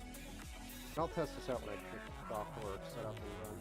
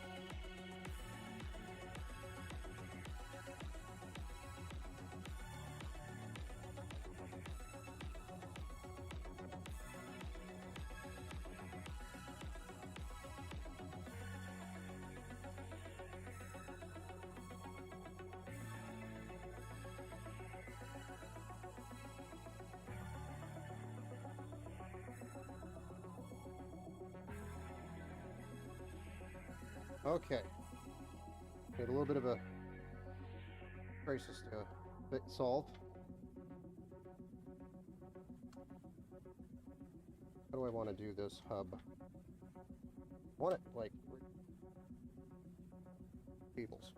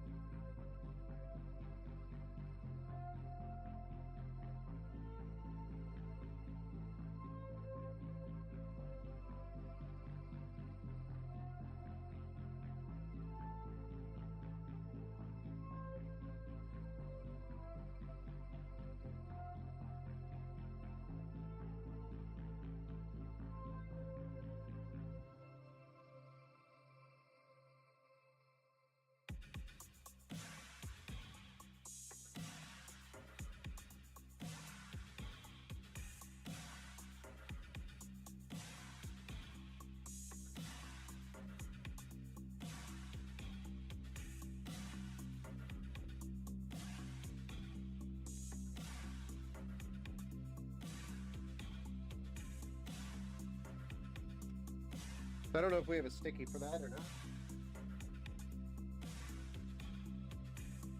Double sided.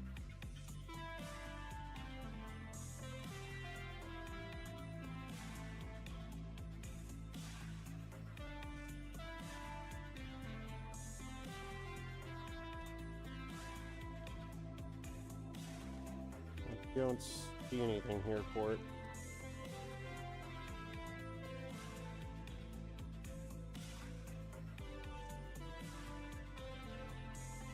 Could be fine. I could put a big zip tie over it just to make sure it stays.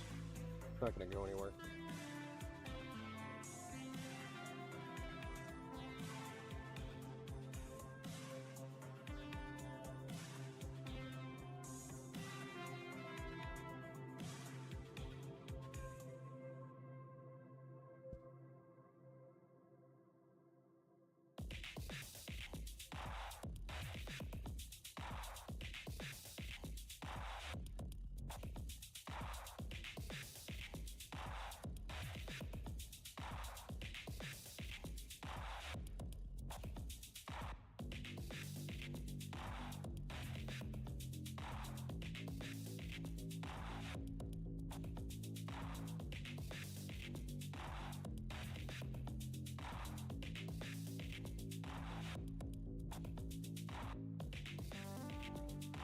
Usually they have like double-sided tape or something that comes with it, but I don't see it here in the packaging, so we'll just zip tie it. Not going to go anywhere.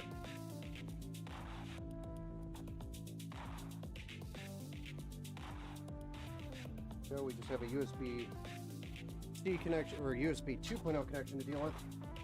Got to put that hard drive bay back in. The PCIe power here.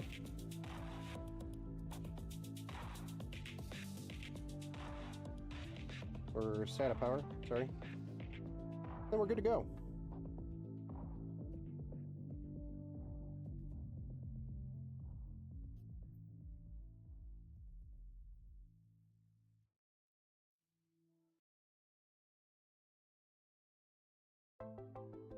I keep saying we're going to be good to go, and we aren't good to go.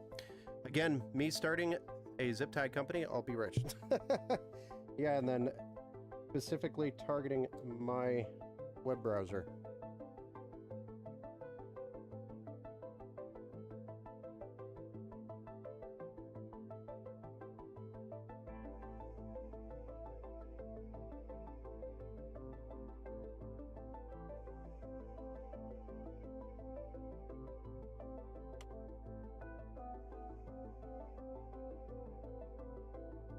But I mean, you can't say this doesn't look good.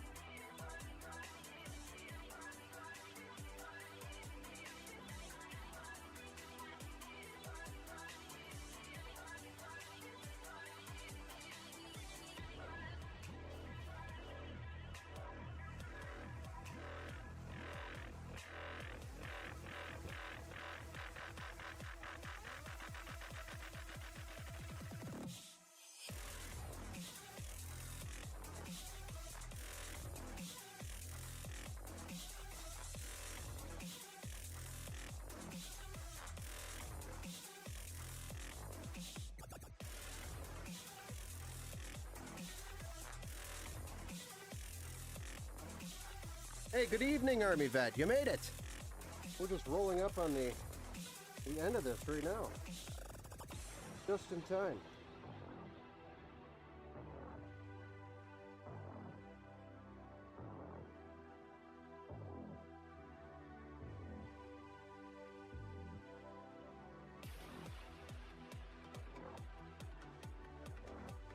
A little started later than I thought I wanted to.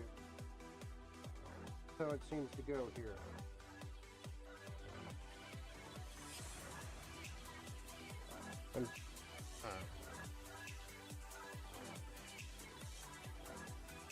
If I can get this back in there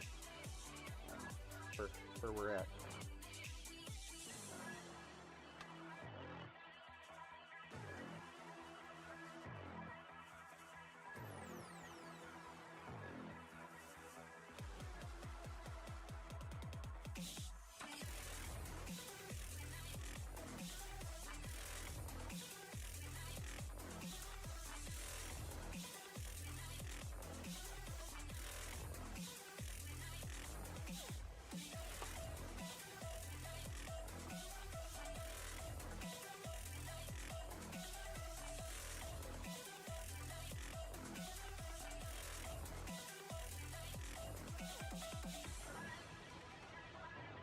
You.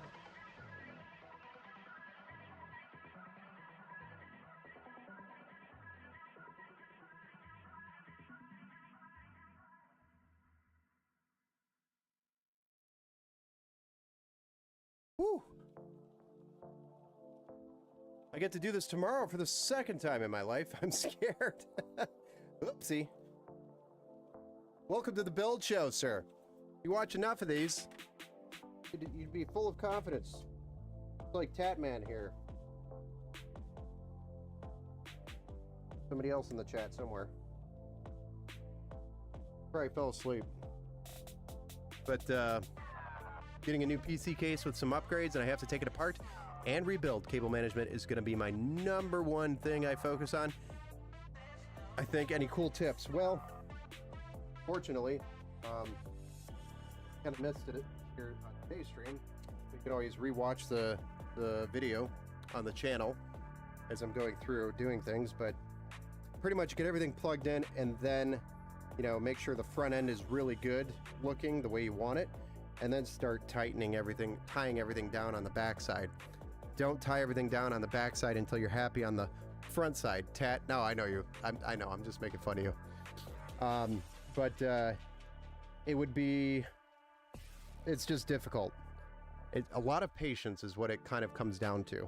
So just take a lot of time, plan your routes for your cables, make sure they make sense where they come from the backside, make sure they reach so that you have enough on the back to do what you want to do with the cable management as well.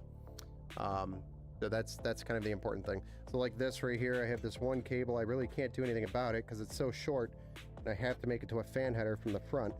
So it's just gonna unfortunately have to be there. So, but the rest of it is pretty long, long enough for me to manage up and make it look really nice and clean. But yeah, cable length is your best friend when you want super clean cable management. But other than that, just take your time doing it. Enjoy it. Don't get frustrated. Yeah, this looks super clean, man. I'm getting the Antec C5 case. That's a nice case. And you're going from Antec NX410, so like 4 fans to like 9 fans. Yeah, it's a much bigger case. So you're going to you're gonna have a lot better airflow in there, or a lot more airflow. Not better, but more airflow, just because of the case size and the fans that it supports. Let's see if we get over 10 again. I know, we're gonna get into double digits here. Yeah, I was snoozing earlier. Ah, you fell asleep waiting for me.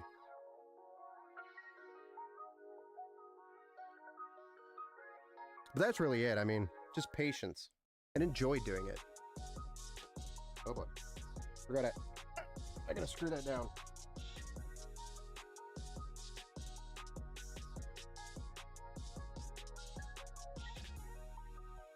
The hard drive cage that I removed earlier, I have to re-secure here, guys. Almost had my own oopsie. And then, you know, the Discord channel is a really good place to drop any questions if you run into anything while you're doing it. So if you don't have that, have it on my thingamabopper thing.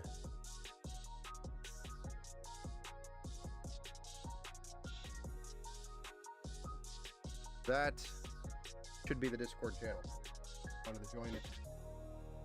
You have questions on something, feel free to ask. There's a whole bunch of people in there, smart people, as well as, you know, I'm watching it, looking at it.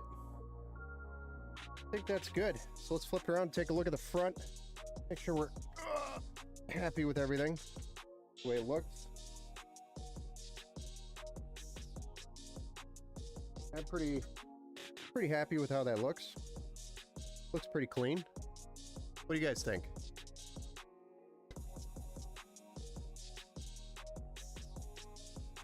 Bottom of that looks pretty clean too.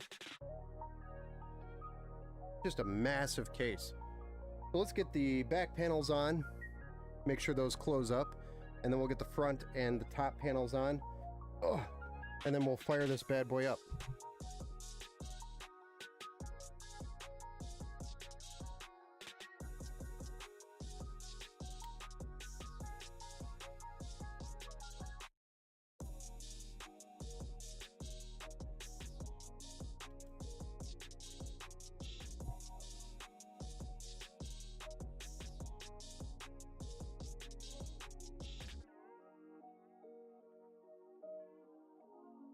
Too.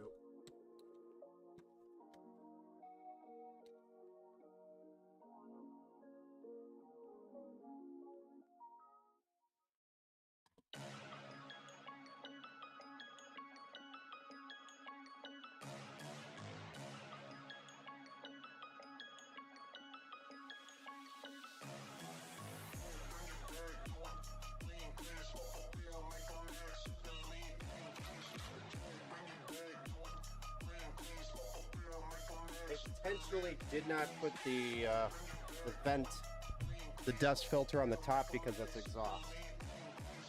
Wondering why I did that? I did that intentionally.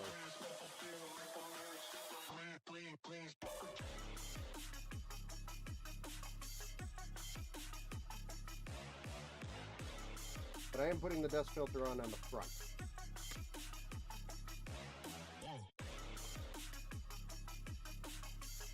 Alright, so the back panel next. The build got heavy. What's that GPU? It is an RTX 4080 Super that we put in there.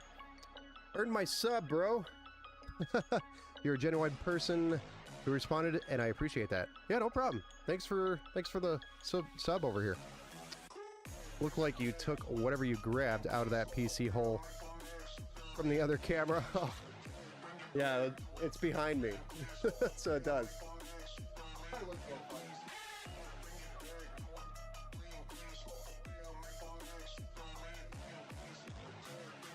All right.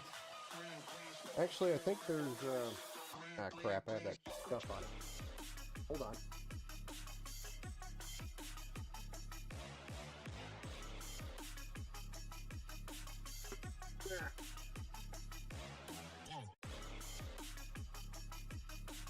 This guy.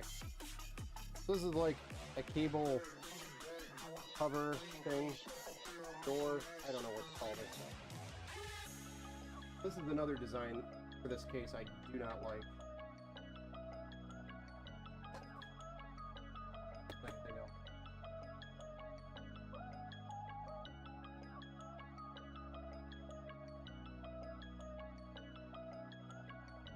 I think there's screw here we can undo and tighten it down, but just annoying.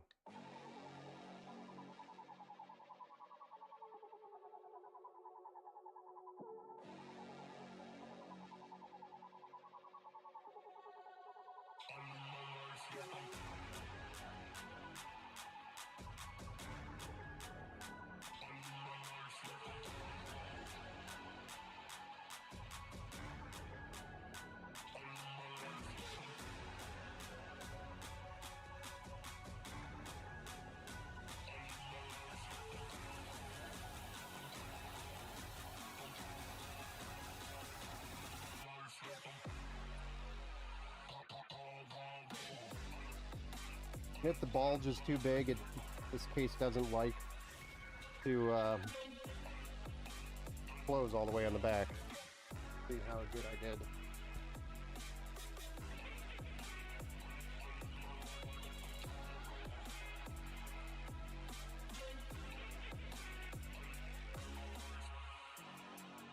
Line up the hinges, and it actually closes, so I'm kind of impressed with myself. I assumed it was going to be a problem. And there's one screw at the top of the hinge here, holds the panel down so it doesn't pop off on them. That is the back. Now for the glass, it's the same thing to put it back on. And I'm not going to do that because the glass is so tinted up here the camera. So to plug it in, we'll get a side view here in just a moment. We'll fire this thing up. Moment of truth.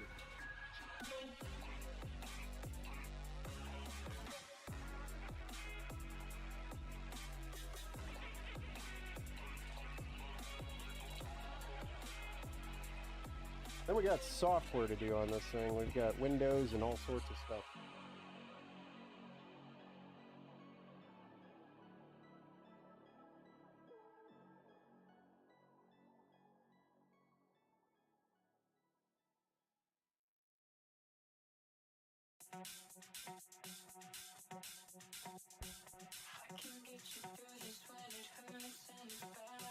All right, get a side view so you can actually see what I'm doing.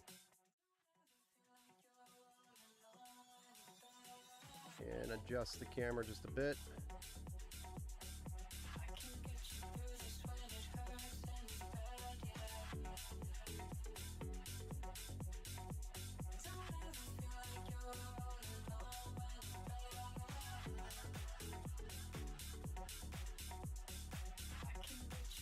We do have a kickstand peg for the GPU support. All right, guys, you ready to see this thing power up? Is that a 5000D? No, Steve, this is a 7000D, even bigger. It's a beast and a half on its own. You guys ready to see this thing fired up for the first time? It's not a whole lot of RGB in here. There's some at the top, and then the RAM, and I think the graphics card has a little bit, but that's about it.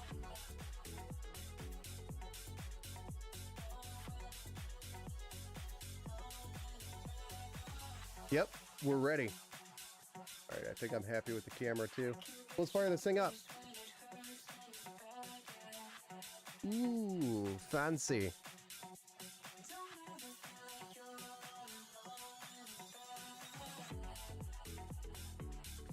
Corsair's Dominator RAM has always been super slick.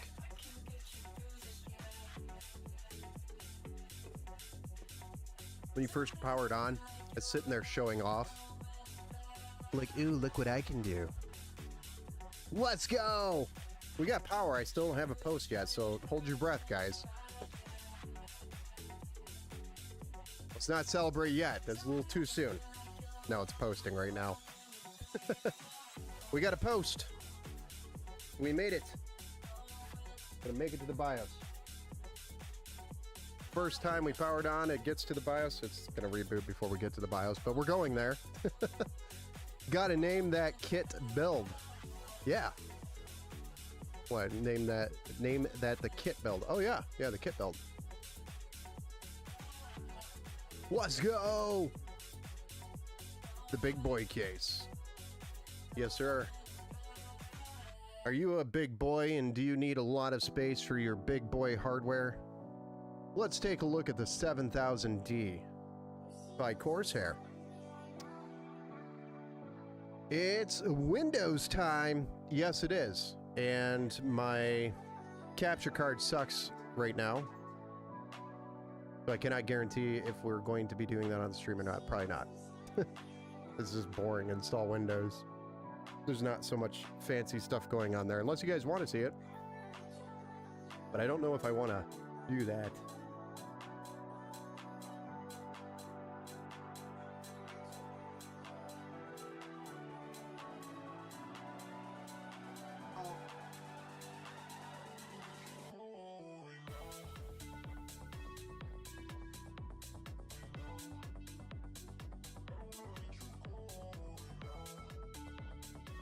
All right.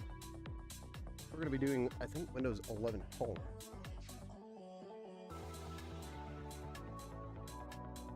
Okay, he's got Windows 11 Home, so we're going to be installing Windows 11 Home.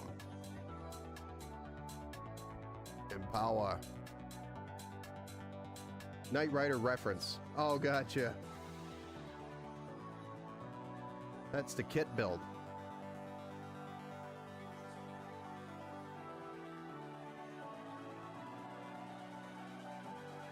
Again, I'm not even going to change the scene because I know this is not even going to show up on the capture card because the resolution's too low. Windows 11 Home. Next. Next. Accept. Next. 2 terabyte. Next. Go. Installing. Just the lights. Yeah. Yeah, they're pretty dope. They're just showing off.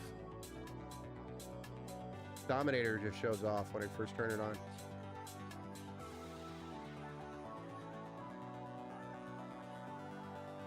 We could probably bring the contrast down a little bit on the camera and see it just a little bit better.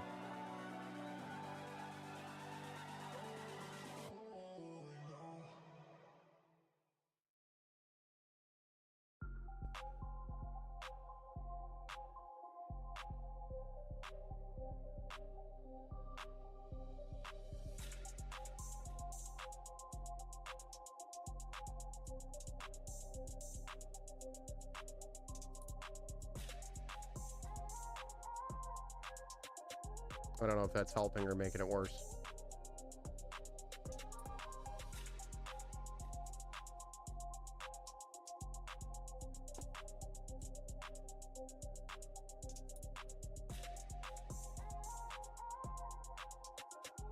Happy gaming for a long time. Yeah, he's going to be happy with this one. And it's done right. If he ever wants to upgrade, his power supply is ready for the upgrade. He's got the right RAM for the right board, for the right CPU on the right setup. We shouldn't have any RAM issues because we verified this is QVL certified for this board. Cooler's facing the right way. We got the LGA 1700 contact frame in. We did get the IO shield in the back there. We fixed the positioning of his SSD, which was in a terrible position. So I'm glad we went in and looked at that because this was partially built before it was brought to me by the original owner. Then we added that third 140 fan at the bottom to get a little bit more airflow in the system. And it turned out pretty good. We also pulled the CPU, checked the socket, and I'm glad we did because there was a little bit of thermal paste on the bottom of the CPU and in the socket that we were able to just blow out with some air. So that was another good thing we did. We didn't have to fire it up, find out it didn't post, tear it all back down, just to find out, you know, where we were. We could have solved it in 2 minutes by taking the extra step. So that's why you always take the extra step.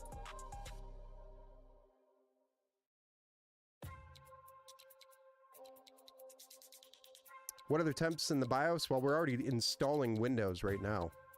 So Windows is loading for the first time right now, getting ready. So we're past the BIOS. I actually didn't look at the temps. I think they were in the... I did look. They were in the... like 32 or something like that, Celsius. But that was when it first turned on. Zero load other than posting. Which if that's a load, it's going to be... You got bigger problems. Very good, yeah. Yeah. Yeah, I think they were like 32 or something like that. If it was hot, I would have shut it off.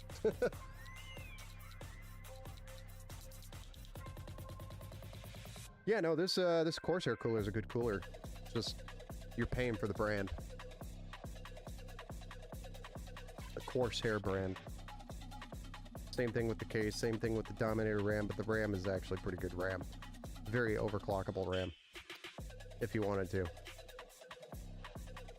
I spent years figuring out what types of games I liked and was good at, but now, with my 2 setups, I have loads of fun. Yeah, same.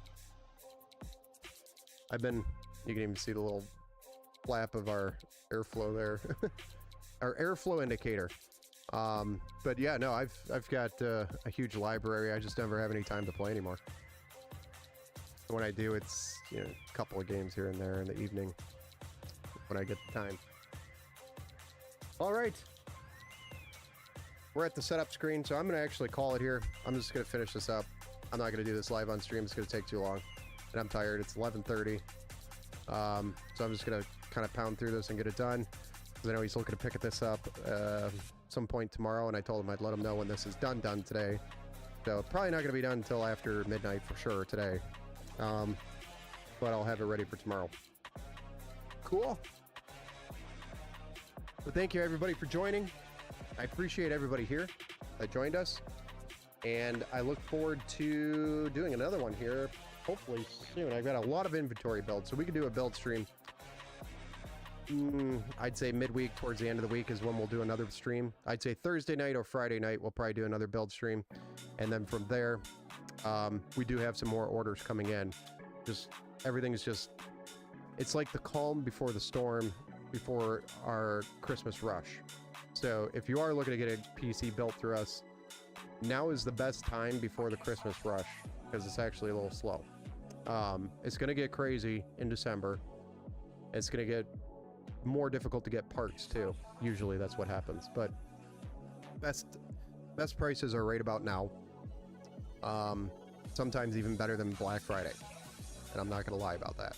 Some good deals on Black Friday, but all right guys, nice. See you soon. Yeah, we'll see you probably Thursday or Friday, and we'll do another build stream.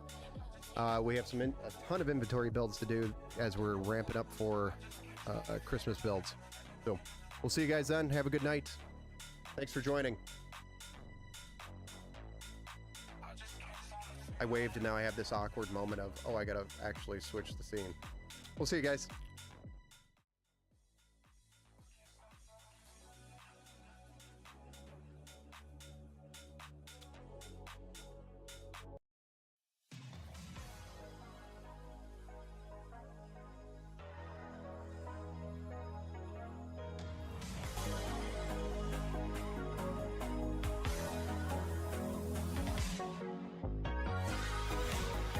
Yeah, you could call me Ben. Thanks, Steve.